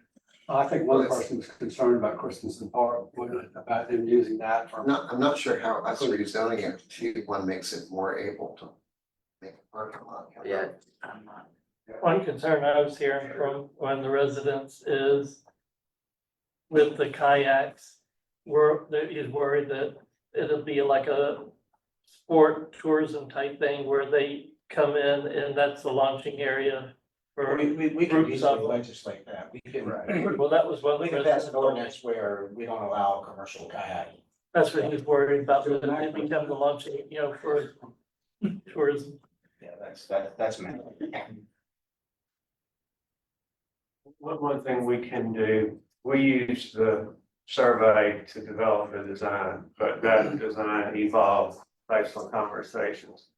What we can do is, now that we have the design, look at the survey and make sure that we met all those points or identify how many we met or did not meet. And that'll be something that's a little bit qualitative and quantitative as to how close this is to what was asked for.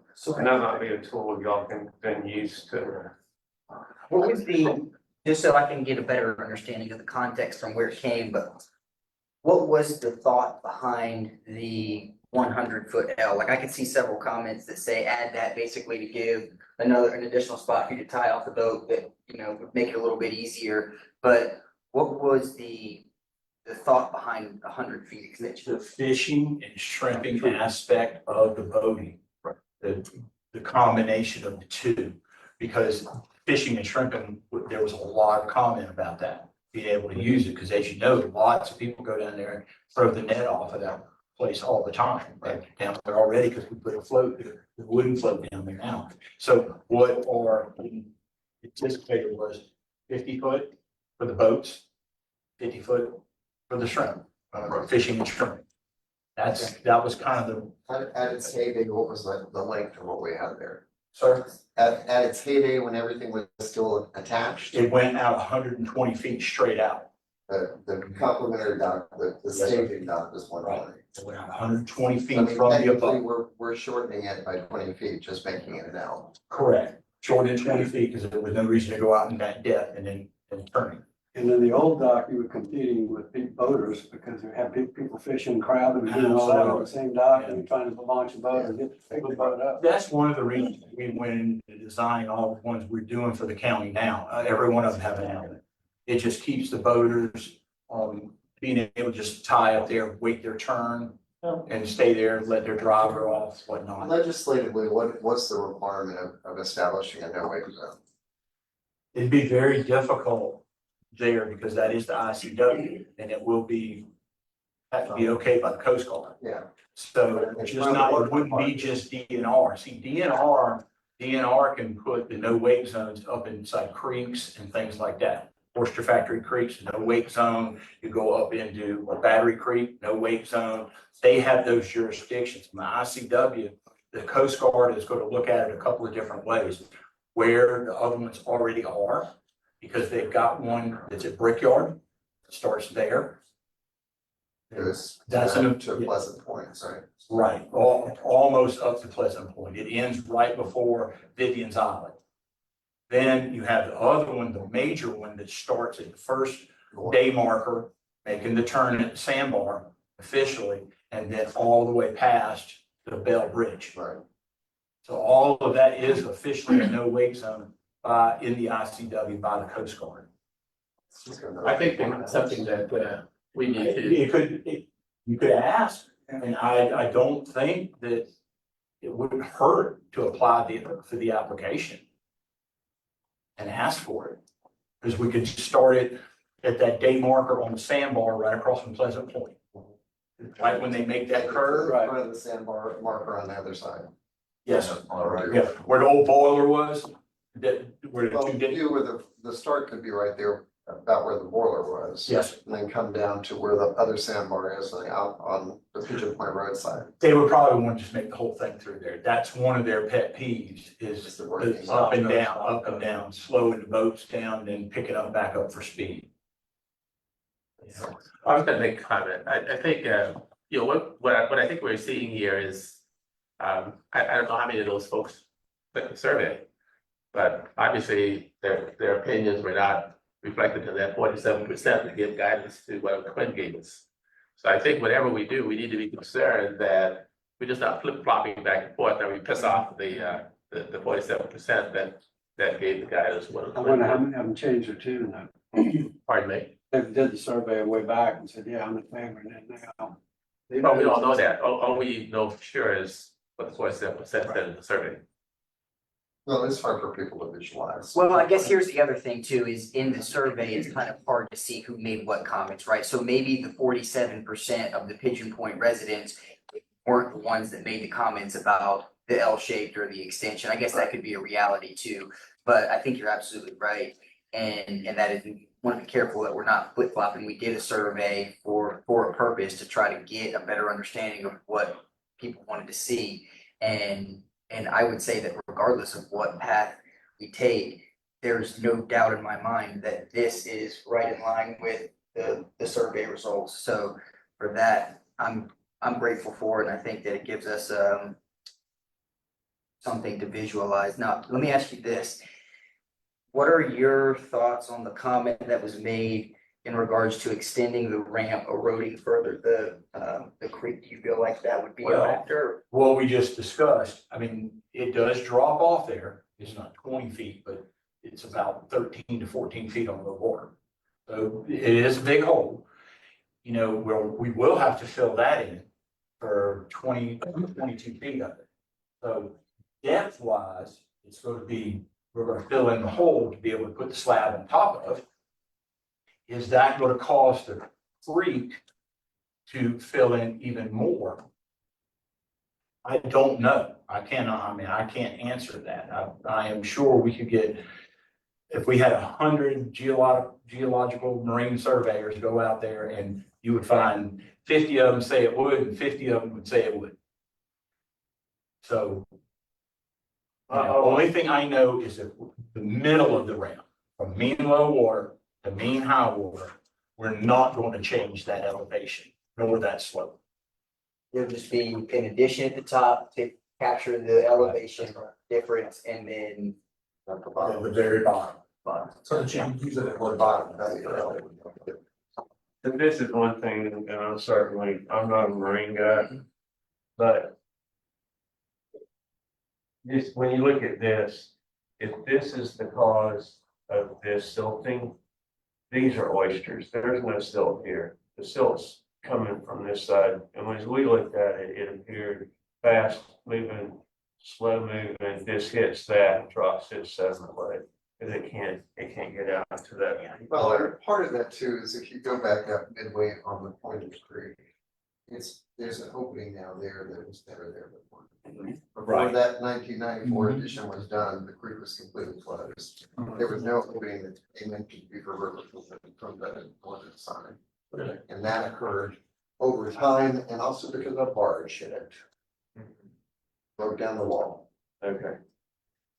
So like to Duncan's point, like, we're not sure what's going on, but when we look at it, it looks like there's forces other than just the boat ramp. And I think no wake zones, to be honest with you, cause a lot of the sediment to settle because there's no turbidity. You know, boats aren't moving up Factory Creek for one thing, that thing is silting in. Silting in the whole thing. I mean, And they had no wake zones. We used to water ski back in there. Absolutely. We can't do that now. we all learned how to water ski. With no dogs Yeah, I either. was gonna say. Just orange battery. Just orange battery. Well, for next step on our part, we'll revisit the design that we have in that survey and try to come up with some type of quantify of what was done and what didn't get done as we came to this current. And then I think the point's already been made, but just to reiterate, it'd probably be helpful to better understand what is required if we touch it all. What's that minimum requirement? We'll look into that harder. I don't think it's gonna be good news for us. I really don't. We'll look into it harder to make sure we're right. Comment.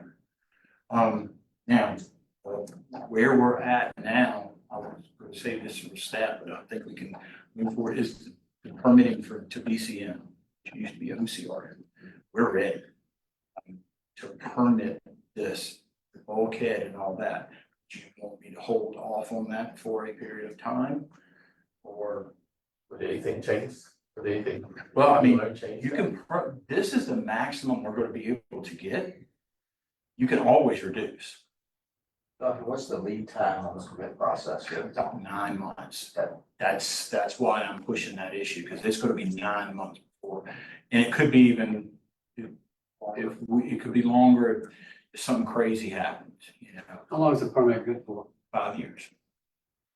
And you don't have to build to the permit. Right. That's your ask. You can always build less. And we, explain that to our clients all the time. We ask for everything and then let them cut us back, and then the owner cuts back due to his pocketbook.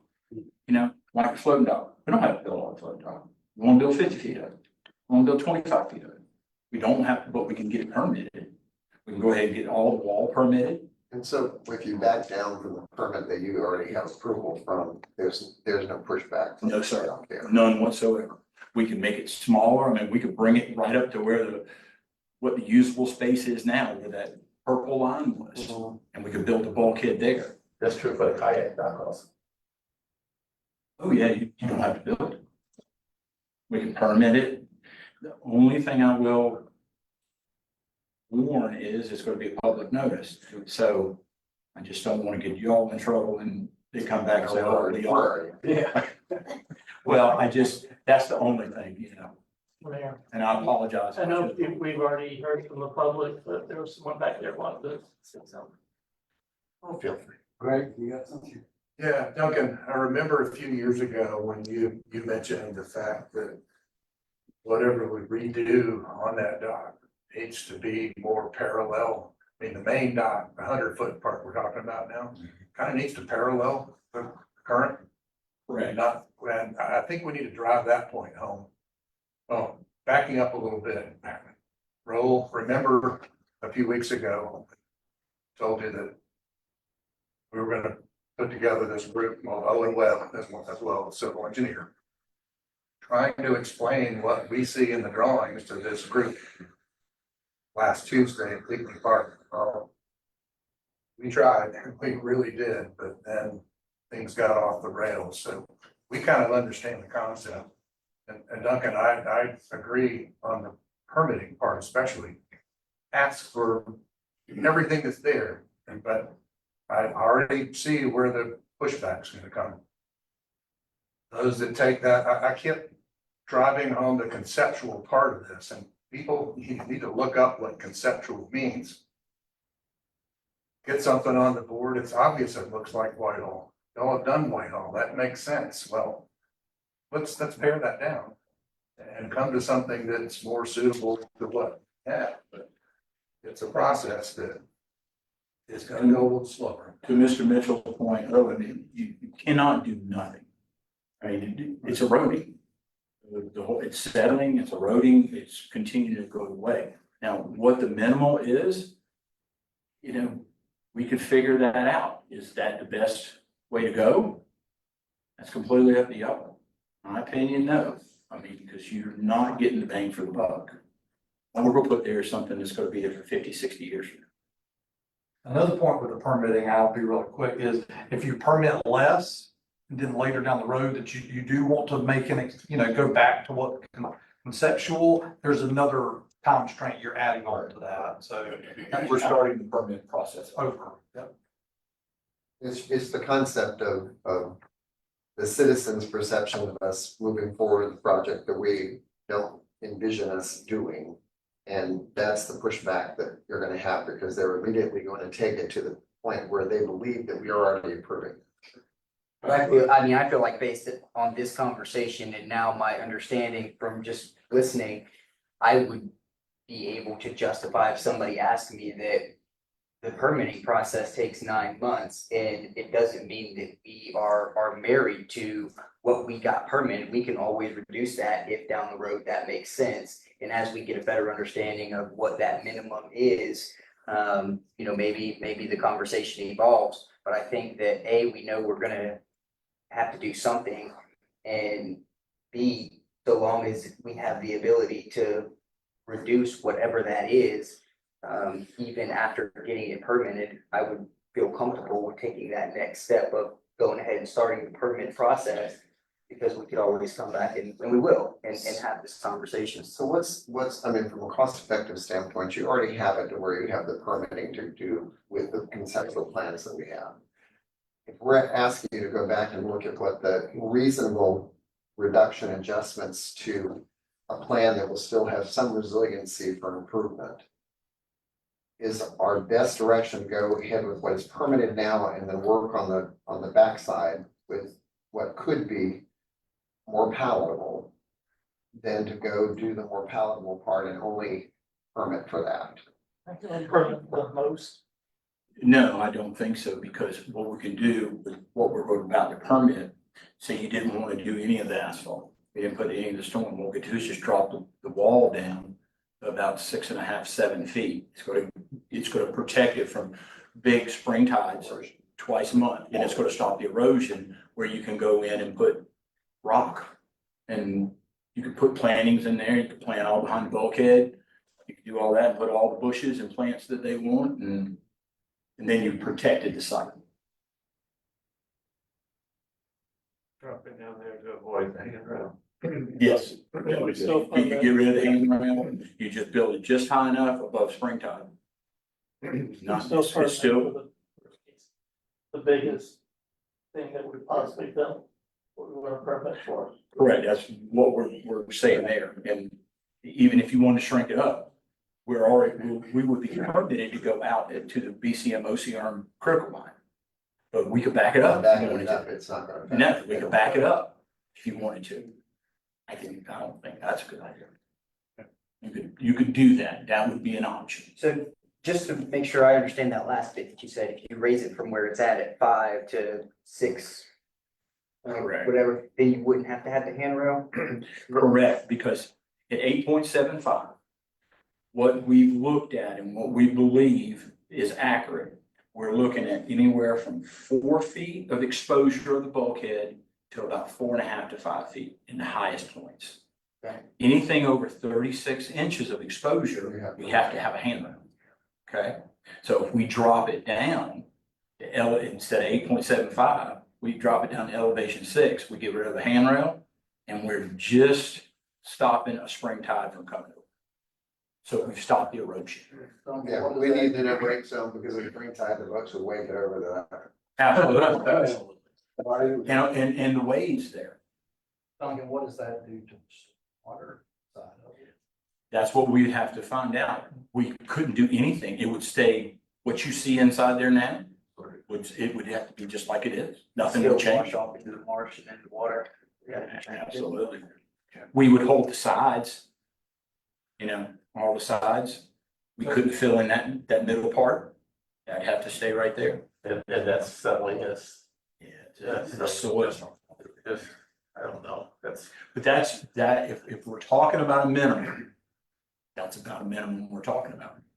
And we go down the end of the ramp, chop it off, leave the middle section in there, put a small extension. You heard what they wanted, 16, 17-foot boat.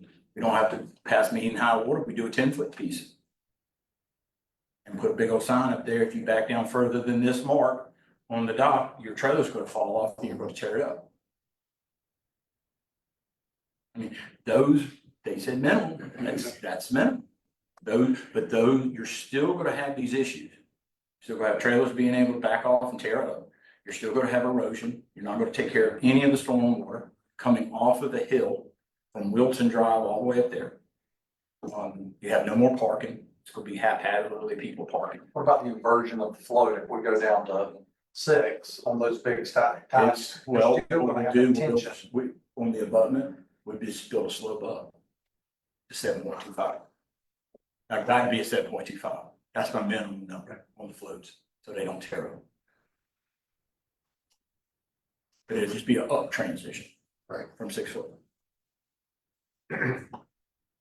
Technically, we can't fill inside the wall.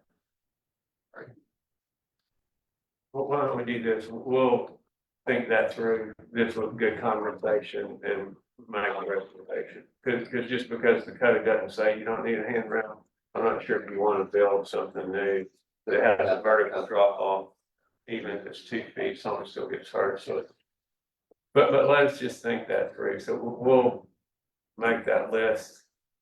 Try to get you a recommendation / what's the code requiring. We'll revisit the survey and identify what's done and talking tools, and let's get that back to you. We'll just put pause on the permit, and then that'll give you all a chance to notify the people at least that, hey, this is the reason we're gonna go forward with the permit. It's not to implement it immediately, just start the process. Steve, how long do you think that will take? Well, let's see what I think that's something we can probably put our heads together and get back to you next week. I think it's just fitting in our schedule, so the exercise is a matter of days, just not enough ski days. Then we'll bring that back to council in a regular work session. Okay. We should do all we can to advertise the next work session, because it would be good to hear from the 47%. That's in the survey. It would be good to hear from that side too. You do a lot of hard job because working with safety and the liability issue, and that's one of the first things that Steve and I are concerned about. Putting the liability and the safety. It's got to be first. I agree. Well, and it's hard to balance the fact that this is a public landing for more than just the neighborhood, but it's very important to the neighborhood because it is in a residential area, and so balancing those two facts is a challenge as well. That's why I think it's the traffic that we're more concerned about. I think that's got, and Greg, maybe you can answer that.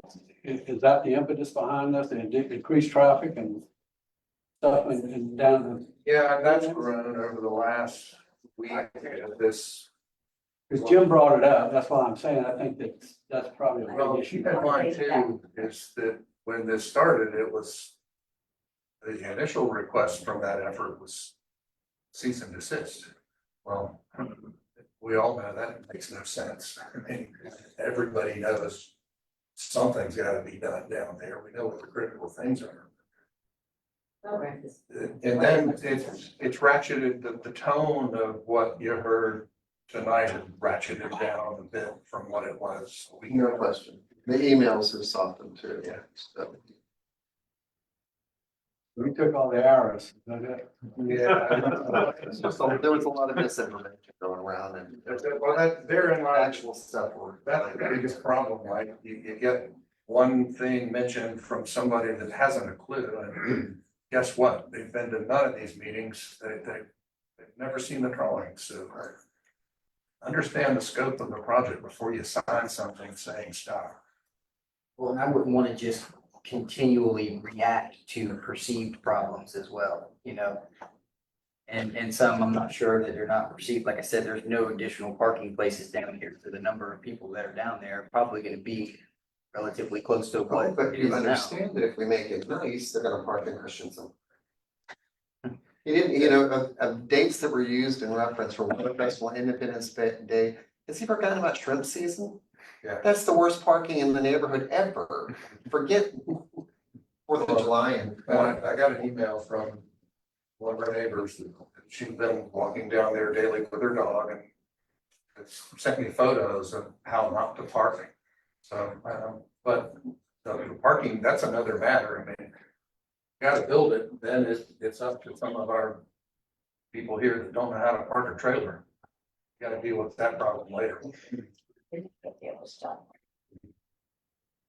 But a lot of good comments, so I mean, we have a better understanding of the concerns they articulated as well, so we're gonna try to look at how the current design addresses those, so y'all have a bit more information to share with them. But we'll get back and we'll shoot for next week. Thank you all. I appreciate your time. Thanks, Duncan, appreciate it. Thank You're you. welcome. Yeah, glad we can have it. Good evening. Stay for all the rest of it. The rest should be easy. That was one of the 15. That was enough. Council, while they're getting the, you wanna shoot me a question or write a question? It just looks like the kayak dock is going the other way in this drawing than what we just saw, right? Because it was going this way on the other one. Oh, Yeah, remember, this was an earlier, when I don't have the most recent drawing yet, we just got those. That's on the first concept, that's the first conceptual was going right. They're going the other way. Is that right? It was going down the creek and the first one now is going up the creek. I don't think we do it, and I don't really wonder why it's changed. Oh, that was your vote. I think so. You can't see my document. All right, council, we got a lot of ground to cover and I don't wanna take all of your labor anymore. I'll, remind council, we ran into this situation with the King Street project.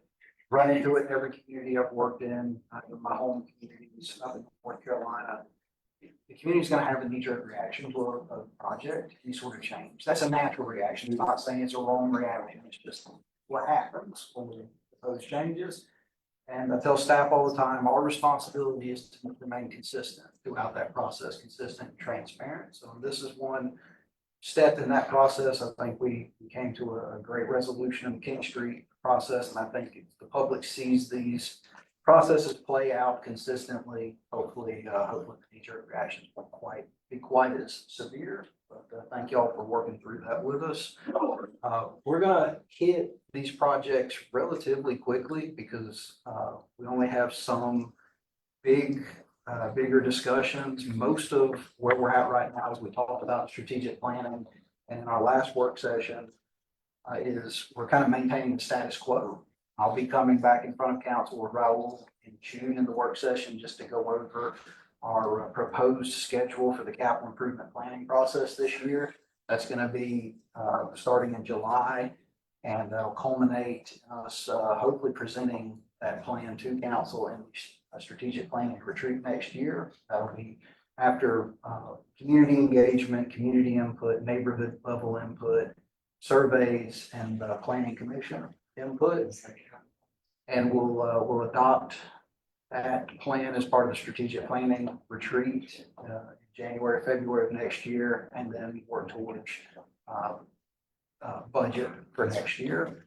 And again, that'll be a 10-year plan, and I'll go into detail here, but mostly what we have right now is kind of maintaining the status quo. Our goal is to get different, levels of projects that are needed here in the city at different levels. So you might have some, eventually multiple projects that are in design phase, multiple projects that are in construction phase, multiple projects that are in, the grant funding exploratory phase. So that we're not running into like we have right now with the downtown point projects, where we have a lot of grant funding. We're under very tight timelines, and we're trying to get all of it done all at one time. The goal is to work smarter, not harder here, both from a operational standpoint and a financial standpoint. So I'll turn your attention to the public interface again. This is constantly a work in progress right now. We are working through how to best tie the financial data to this so that it's more transparent with our OpenGov system. And I'm hoping this fiscal year we'll get that worked out just right. The 17021 sidewalk project remains an unfunded project, but a priority. And we are currently working with the county to see if this project can be fit into their Salem Road sidewalk project. And our thought process with that is if it gets bid out as part of a much larger project, maybe our portion would be smaller because we're not paying for mobilization costs and everything all on our own.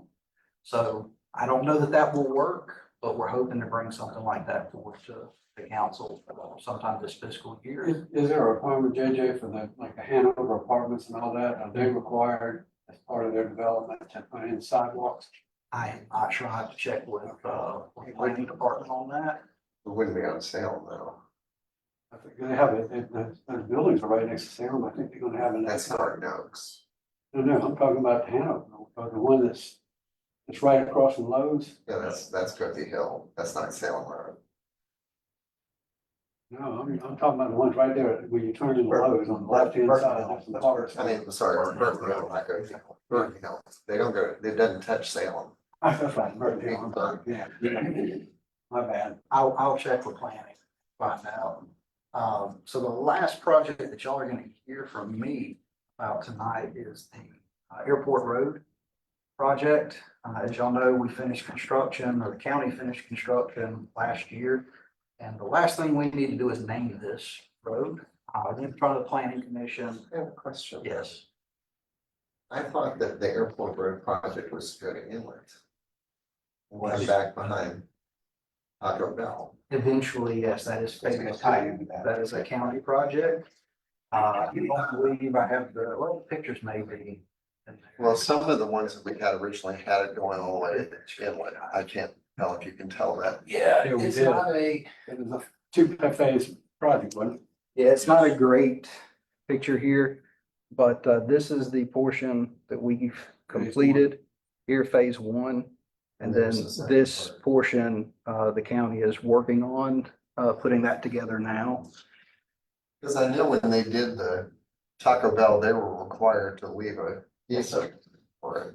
Yes, sir.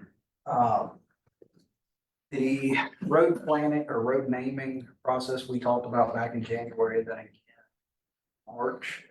I went in front of the planning commission at our last meeting. We talked about what that process will be.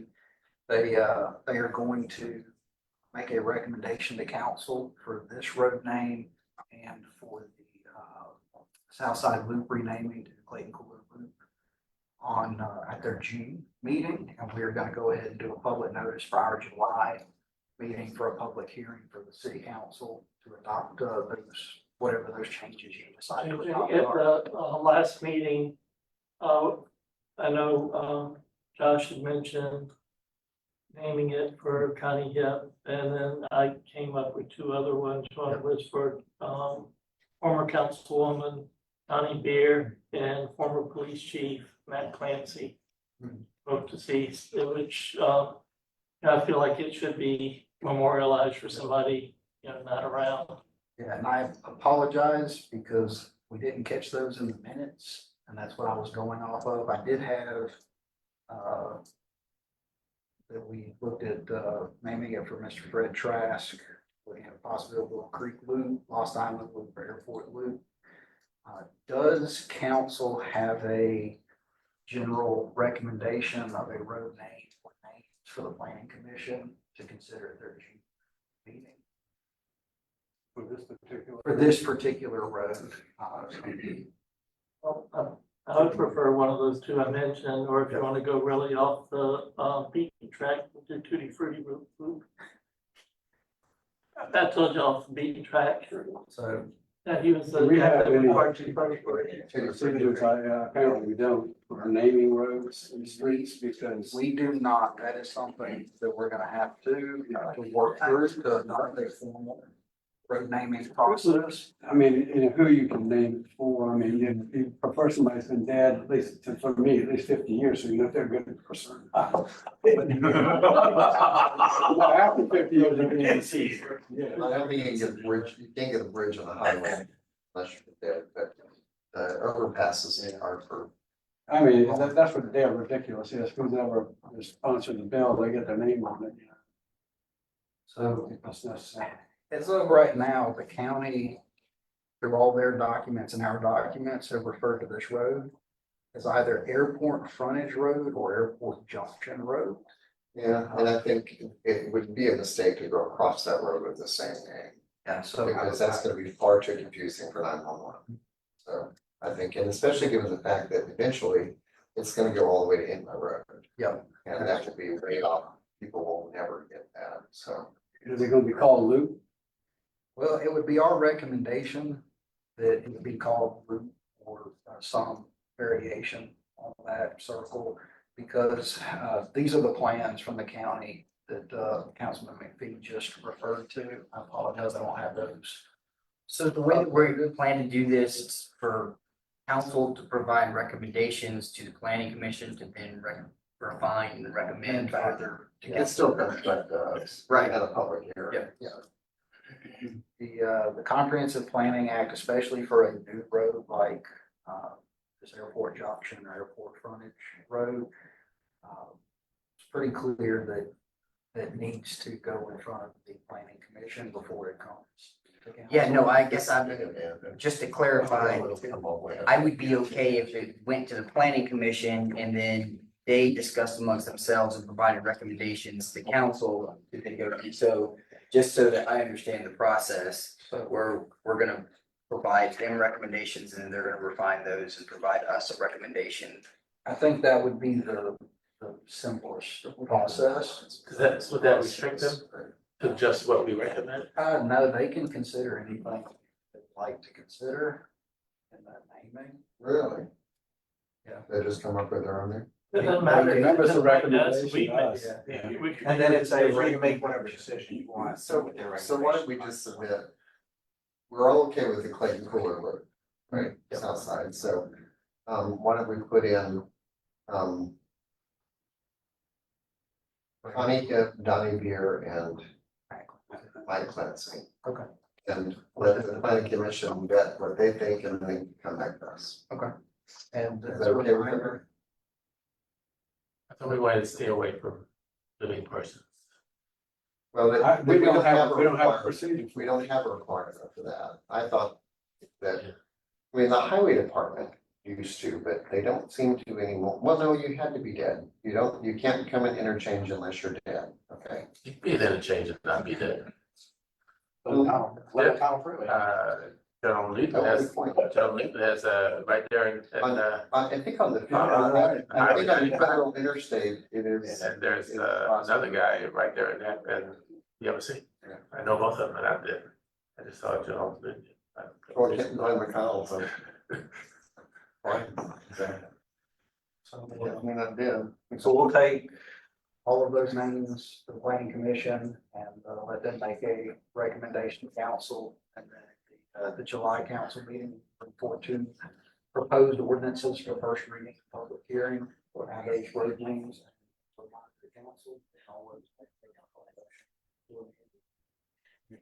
As part of the road name process, if they do not agree with the conditions,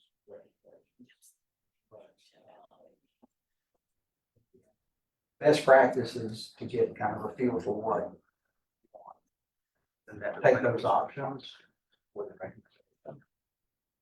Any questions about name or suggestions, recommendations about naming the airport road phase one project?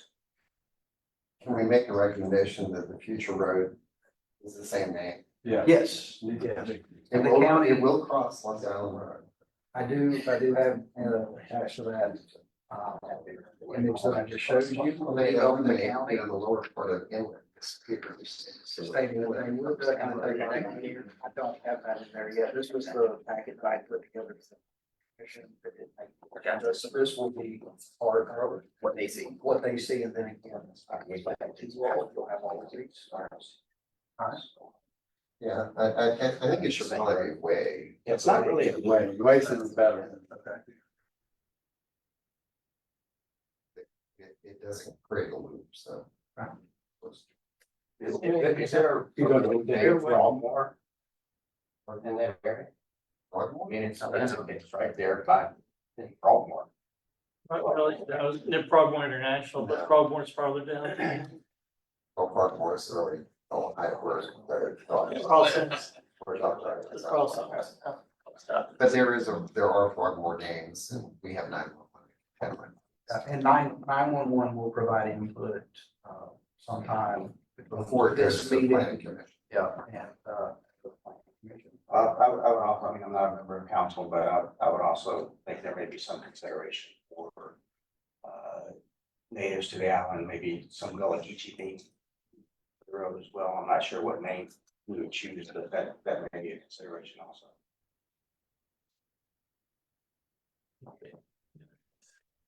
and as we told you last time, Professor Boyd. recommendations that pop into your head next week or so. Welcome to my lips to Scott and I. And try to document those in the recommendation memo. Mike, Dr. Professor Boyd. I'll send a reminder email. Which doctor? You got me? Yeah. Send everybody. Yeah. Dr. Professor Boyd. Which doctor? Yes, sir. Jay had McTierway. All right, he's got more of that. I'm gonna turn it over to Raul. Y'all heard me talk about it. All right. So I'm just gonna go down, I'm just gonna go down the Airtable, by each section and just speak to each project, briefly. And then if you all have any questions, obviously, stop me and we can take care of those. Southside Park, we are currently working on the phase 2 paperwork. There's no images for that, but there are for the first one. So currently, the property has been surveyed, it's been topoed, and the recommendations that the stakeholders had when we had our stakeholders meeting a few months back, those requests are being implemented into the drawings that will be brought up for the city manager and for council to review and approve so we can move forward. Those plans are being reviewed on the 28th of this month with Davidson Floyd and Wood Partners so that we can finish putting that conceptual together for review. Washington Street Park. I'm sure some of you may have already been through there and seen that. The pavilion is up. The pad is up, the steel is up, the wood is being shipped. And it's ordered and being shipped for wrapping all those steel beams. The cypress has been ordered. The half court and practice wall are in place. However, there's some concrete work that needs to be corrected and the contractor has been made aware of this and they're working on making those corrections. Another item that took place last week was the removal of the 42-inch laurel oak on the corner of Newcastle and Washington Street, and that was removed due to the excess dieback that the tree was having. And after reviewing it with the arborist a couple times, for safety reasons and aesthetic reasons, decided to take that out. We're gonna take the money that it would have cost us to revive the tree and put it into the enhancements and landscaping on that corner to give it a little uplift as people drive by. Pigeon Point Park. The equipment, the work there has begun. I'm sure some of you have already seen that as well. The old equipment has been removed. The grading work has also started, and we're finally in the beginning stages of installing the new equipment at that park. And the company expects that should be done by the end of June. The park will be ready to go and open for the kids for the 4th of July week. So it won't be too much longer. And as far as the parks are concerned, the last one is going to be the first South Carolina Volunteer Park. The selection committee met on the 21st with the 3 top candidates selected for the project, which were Davison Floyd, MKSK, and Circulus. And upon completion of those interviews, the committee voted 1, 2, and 3. And that information is going to be forwarded to the city manager. I'm not sure if it's already been forwarded. But the selection was made that Davison Floyd was the preferred architect and designer on that for that park. Any questions on the parks? All right, we'll move on to facilities. Beginning with Carnegie Library, as we all know, we're looking at doing some work on that roof. And because it is a custom style tile, the order was placed, and our order is currently in the cycle to be produced by the end of summer, which means by the end of August, September, the tile will be fabricated, and then we look at shipping time. So we're looking for that work to be done in the fall. Carteret windows, the 500 Carteret windows have been ordered for the 8 to 10 weeks on those windows. So that project is moving along fairly nicely. We've been at it for 4 years. Come All on. right. That's my understanding. Moving forward with facilities, the Marina fuel tank, the CIP team and staff, we've sat down and we're looking at the possibility of combining this project with the relieving wall. The drainage project is taking place in that area downtown. Our thoughts were, if we look at how we can put these all together and minimize the impact on the park and the downtown operations. So there's going to be some work to be done there, and there's going to be downtime in that area. If we just combine all this and get it all done at one time, then there won't be broken space and time of interruption. Is there consideration when I see Marina fuel tank replacement, it kind of ideas in my mind of are we moving the tank that's there and putting it into something different? But that's not the case, right? No, sir. We do not intend to remove the tanks that are in the ground now. Right. What did you mean, Fill with concrete? putting it closer to the marina right there at the park or Well, under? that site is still to be determined, but there aren't a whole lot of choices for where to put tanks above ground down there, so. Could it go underground right there at the marina? No, it's all- There's water right there. This tank's in water, so.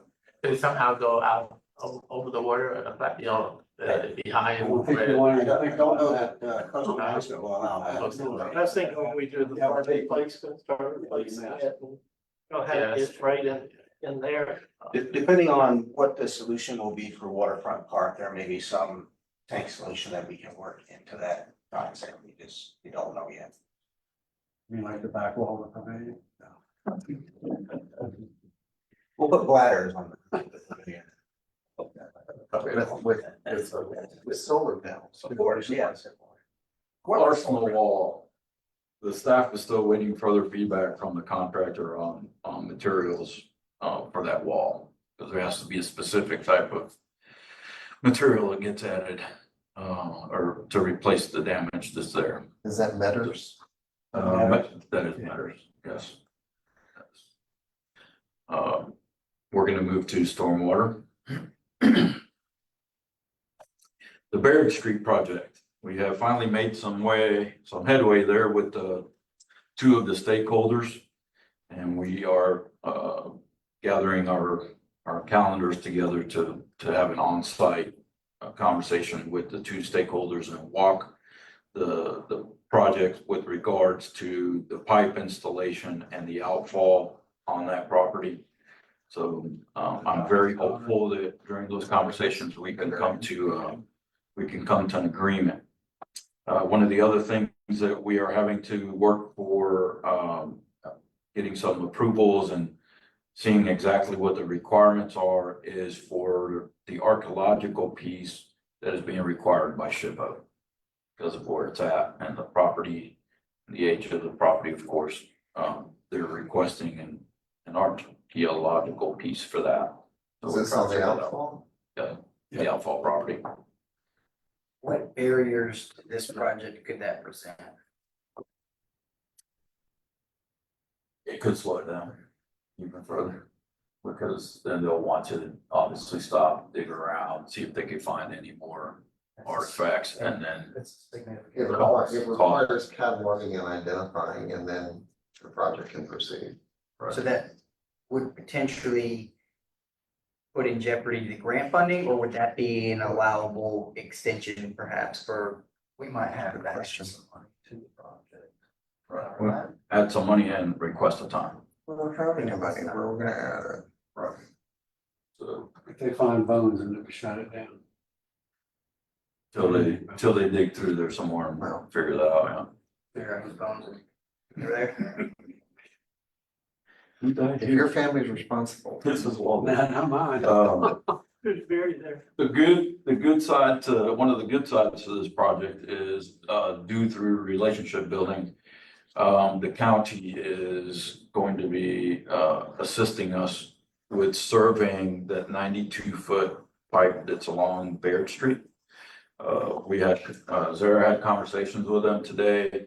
We're expecting a return phone call tomorrow. They're gonna put a camera into that pipe and run it the length of the pipe to see what's causing it to hold water and not drain completely as it should and where it goes. So Is the outfall now gonna be at Pinckney Street? Is it going into Pinckney? So it'll be in the same location generally as the existing outfall. The existing outfall is right there at the end of Pinckney. The proposed outfall was moved over several feet to avoid taking out a large live oak tree. And they're still working with the property owner because it's outside of the open land. Yeah, because that's, there's a couple of property owners right there and small pieces of property. So are you moving it towards the Hex? The Hex house? Dr. Stocker's property. Sorry, right there. But it's that's the combined property, right? Yeah. Several people own that, right? Yeah, well, Sam's, he owns that, now they bought it outright.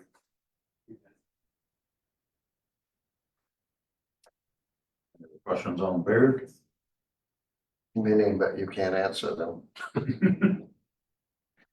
Charles Craven, so I'm just gonna list them off and then I'll talk to them individually. Charles Craven, Port Republic and Carteret. I'm gonna consider those in this conversation, the point downtown, those are all pending, still pending the South Carolina DOT permit. So until we get that, we're still pretty much on hold. All the other permits have fallen in the place except for that one. And this is the realignment of the SCORE funding and Yes. the combination where we're shifting to, we're aligning projects to make it better fit with the reduction of what we used on King. That is the plan. Yes, yes. On the Charles Craven project, we have run into some coordination concerns with the waterfront park project. The outfall for Charles Craven comes out right there at the corner where the Tranquility Garden is.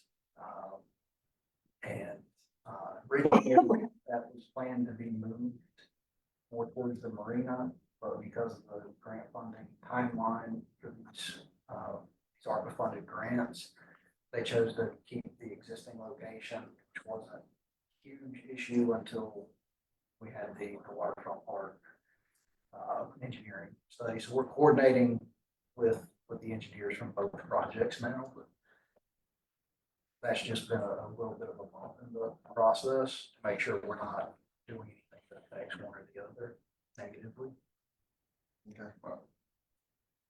King Street has all its approvals.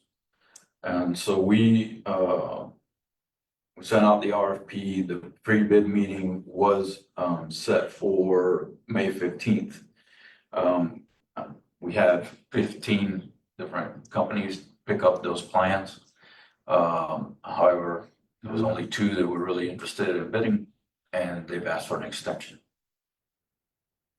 So we've extended the bid until June 12th at 2 p.m. And that's all been approved by the grant providers. So there's no issue there. Cross the fingers that they are. Yes, we are. Crossing our fingers that we will get that through.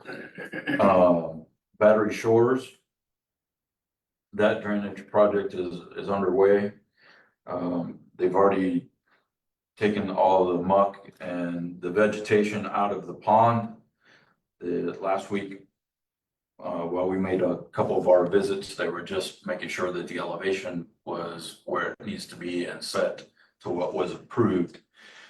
Next week, we're going to start moving on to the outfall side of that project, and start working on the clearing of the sediment where the pipe is going to lead to, and the outfall will be, the pipes will be connected. There's some work that I have to do in communication that directly affects the stakeholder right next to the work. He and I are set to meet on the 29th to look that over and talk about that. But that project is really What's that? The coming property along owner great. over here? It's going to be this, it's gonna be this house right 2 trees. right here. Yeah. Yep. So we're gonna have to, there's a pipe that comes from up in here. The pipe's gonna come down through here and land into this storm box here. But we're gonna have to come across his driveway to be able to do that work at the outfall. Well, some of it, the front corner is gonna, as originally planned, is gonna have to come out. But there's some other issues that we're gonna have to deal with, going back and forth with the equipment and the pipe. Are we having problems with the homeowner? No, we're just trying to set some Okay. parameters. Pigeon Point drainage study, that RIC grant has been revoked. So we're looking at other funding possibilities to continue to do and carry that project forward. As far as roadway projects are concerned, the Battery Shores paving, we all know has been done, and that came in a little bit under budget, but everybody's good. Parallel Road, we know it's been postponed, but the council has decided that they're revisiting possibilities, so not Meeting sure. Hunt did provide us with a proposal that we're evaluating for approximately $42,476 to do a final feasibility assessment of their proposals as well as the proposal that Councilman Scaletti brought up at the strategic planning retreat. Meeton Hunt are the engineers of record for that project with us. They do still have funding in a PO for this project for engineering design. So we're assessing that and making sure it has everything that we'd like to see in the scope. And we'll reassess. What about Pintail? What's that? What about Pintail? Looks like all of the roads are gonna have to go through Pintail somehow. Yeah, so they're gonna reassess all of these options that you see up on the screen that they had proposed, which clearly a couple of them are not very feasible anymore. Those were deemed the most feasible routes ever possible. Yeah. So, Yeah, and that would be council making a decision about the long term feasibility or viability of this particular project. When did you say they would be done with that? They sent us this, we went back and forth, the original one was March 28th, we've been back and forth a couple of times since then about the scope. It's really quite about 6 and 7. That's probably in line with our strategic plan for treatment this year. That would be a good time. Plus, we will also have completed or be completing the capital improvement planning process in that same time frame. I know this would probably be a challenge anyway, but do you think that they'll provide cost estimates to that feasibility yet? Yeah, they'll update the cost estimate. The trails, Depot Road. There's been 3 bids that were received by Beaufort County. They've passed those on to LCOG, and LCOG has those for execution at this time. According to Beaufort County, on June 16th, the committee will meet to prepare their presentation for county council at their August meeting. And then they're looking for September, October as a start date for that work. As a reminder, council, we're just a pass through for the CDBG funding. Right. It's a county construction project. Most for other ones, but completed. Now that September timeframe you just laid out, that's not in here, correct? It should be in the update.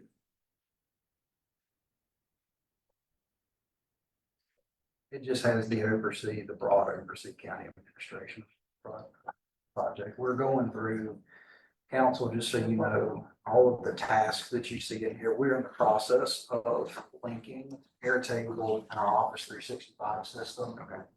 Not just for Airtable, but for all of our internal projects as well as capital projects, so that when we assign tasks here or 365 planner, Outlook apps, that everything syncs up. So you may not see all of this completely updated yet because we're going through that process. It's taking a little longer than anticipated. All right, moving on to other infrastructure. We had a great discussion about Pigeon Point Landing. I don't think we need to talk about that any longer. The relieving platform, as we've been made aware, and we've talked about it at a couple of other council meetings, that's still undergoing data collection and studies for that GAP summary report that they will provide to us by the end of July or August, by the end of summer. As they stated earlier, some McSweeney and they're still hard at it, getting all the information that they need. I'm sure some of you noticed that when we did the ceremony downtown, that they had the barge out there and they were doing their soil samples and stuff. So slowly but surely, that's coming along with the information that they're gathering. We have When did the next first week? next Monday, June 2nd, I think. Next Monday, and I'll be meeting with Scott tomorrow to finalize that agenda.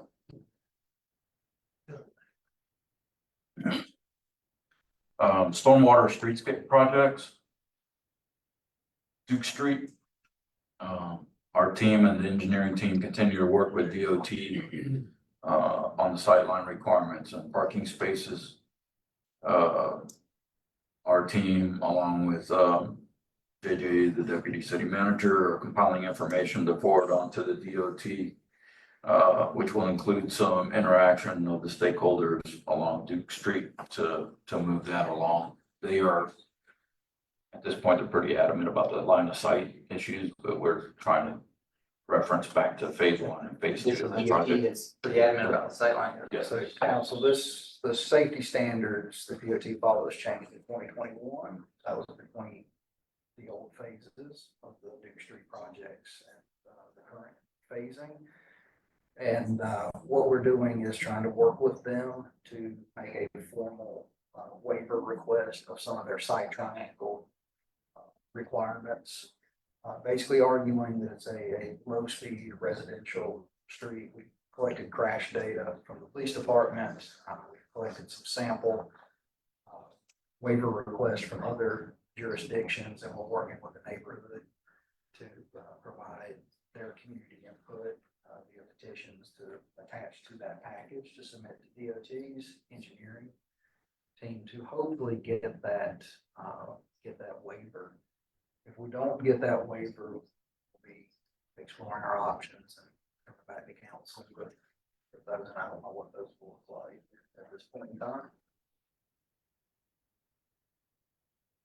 Allison Road, that's done, that's completed. The only thing that's pending on that is the final documentation from Gulfstream and the as-bills, which we should have, I'd say the next 2 or 3 weeks, as they're still compiling those changes that they had to make on there. And the final documentation is on warranty stuff for the lights and things that were installed. So as far as that's concerned, but it's open, looks great, actually, from when I first started. So getting a lot of compliments. So that was a low bar. That was a low bar. Yes. What was it? How was it, I guess, the conflict with the gentleman on the property owner of the driveway? That was kind of. We reached an agreement with them. Yeah. We haven't executed. Anyway. Question back to the Duke Street. Is there that we know of, is there a set speed limit by which DOT becomes more flexible regarding those site triangles, or are we just trying to use the speed as? We're just trying to use the guy that's 25. There's no hard guidance on this. It's left up to the states how that's interpreted. And our understanding is the DOT has caused some flack in other communities over the past few years, and so they really take that there. Yes. The last Calhoun Street Council was a CDBG funded for construction. However, the most recent cost estimates we got are more in line with approximately $5 million versus the 2.7 that you see budgeted there. We've been exploring alternative funding options and working with our utility partners. Part of this was also underground. See what work we most likely will not be able to proceed with the existing CDBG funding because of those rising construction costs. And so this would remain a fully designed and permitted project that we would continue to incorporate it into the CIP planning process and continue to explore funding opportunities and see where it falls in those priorities if we can't use the CDBG funding. But I don't believe CDBG is going to be giving us an extra $3 million. And these would be called back. Yeah, we would voluntarily return this funding. We acquire all the property we needed, or we? Yes, we should have, there's two construction easements we still need. I'd have to go back and look. There are a couple of construction easements. Those kind of got put on hold for the funding issue. We didn't have any right away. We do have right of way on all but 2 properties that we were discussing with those property owners. And what we had gotten to was potentially having the council pursue condemnation for that. And that was when the funding issues became obvious. We wanted to determine, is this a feasible issue right now before we move forward with those last two properties? And the funding has not been feasible just yet, but there are I believe it's two, it may be three, I'm pretty sure it's just two. Good. But how does that work? Because we wouldn't have, we're gonna condemn the properties for the railroad? Yes, sir. It's the same process that, But I mean, how are we going to pay for them? that's the reason, that's the reason it's on hold. So it's not, so what we negotiate now is not gonna apply to a shovel-ready project when we get money to do it. That's correct. So It it would not reassess. be completely shovel ready. It would be fully designed and permitted, but we would still need those two potential expenses. And did you say that you guys were looking to see if there was any phasing options to this project? That's part of the reassessment, yes, sir. CDBG off the table, period.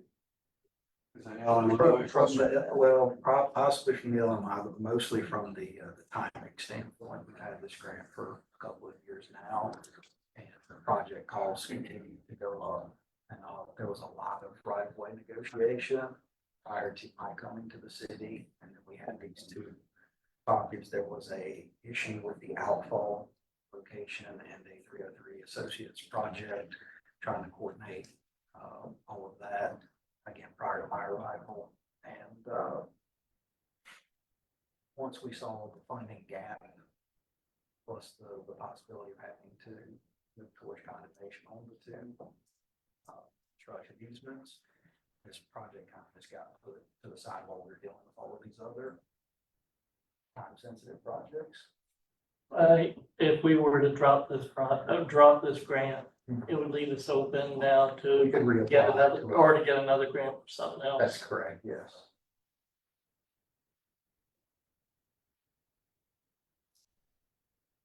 And that leaves us with the projects that, we're still seeking grants to make shovel ready, which are the Corp Republic, Stormwater, Washington Street, Stormwater, the 100 Pines and Higginsville, stormwater studies.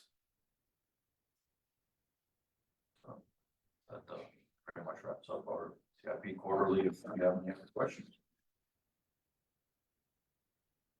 Would the Higginsville be combined with the Pigeon Point or? Yes, ideally, it would, yes, the drainage study.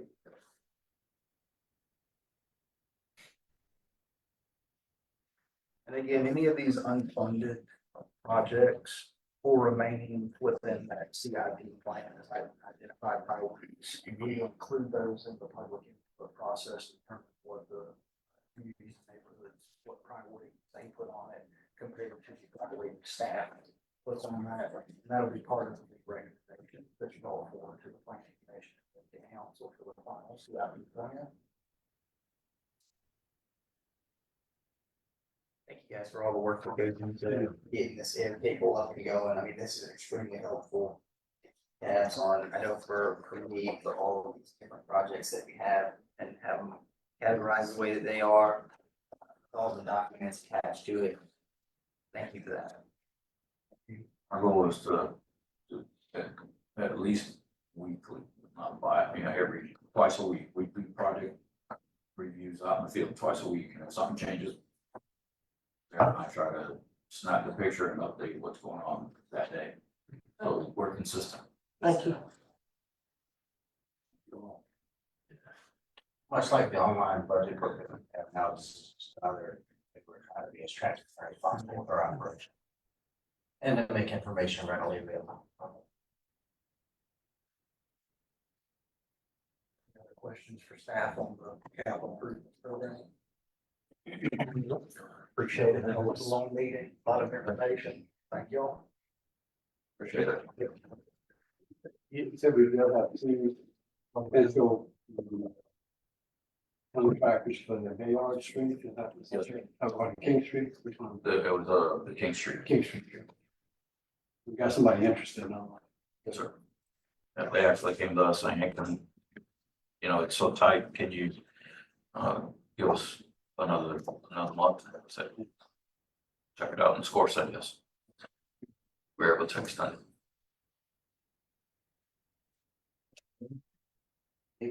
Oh, no. It's raining here.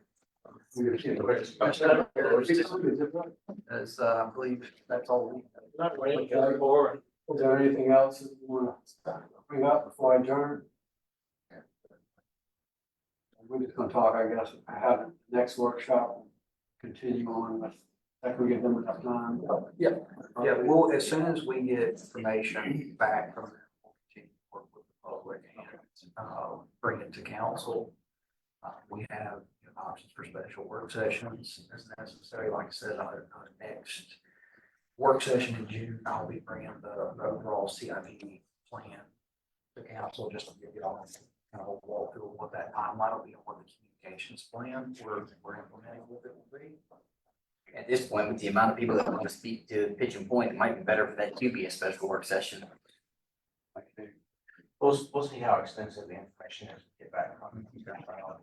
I think as Greg had get more information disseminated, I think it's some of this information started, a lot of Cleared up. it's done now. So we didn't have nearly as many people as they thought they were gonna come. Yeah. So. And I know you enjoy meeting every Tuesday for a few weeks now. I hate to disappoint you, but there's no meeting scheduled for next week. Let's keep it that way. So, That's good. looks like June 10th is the next meeting. I appreciate it. My family. I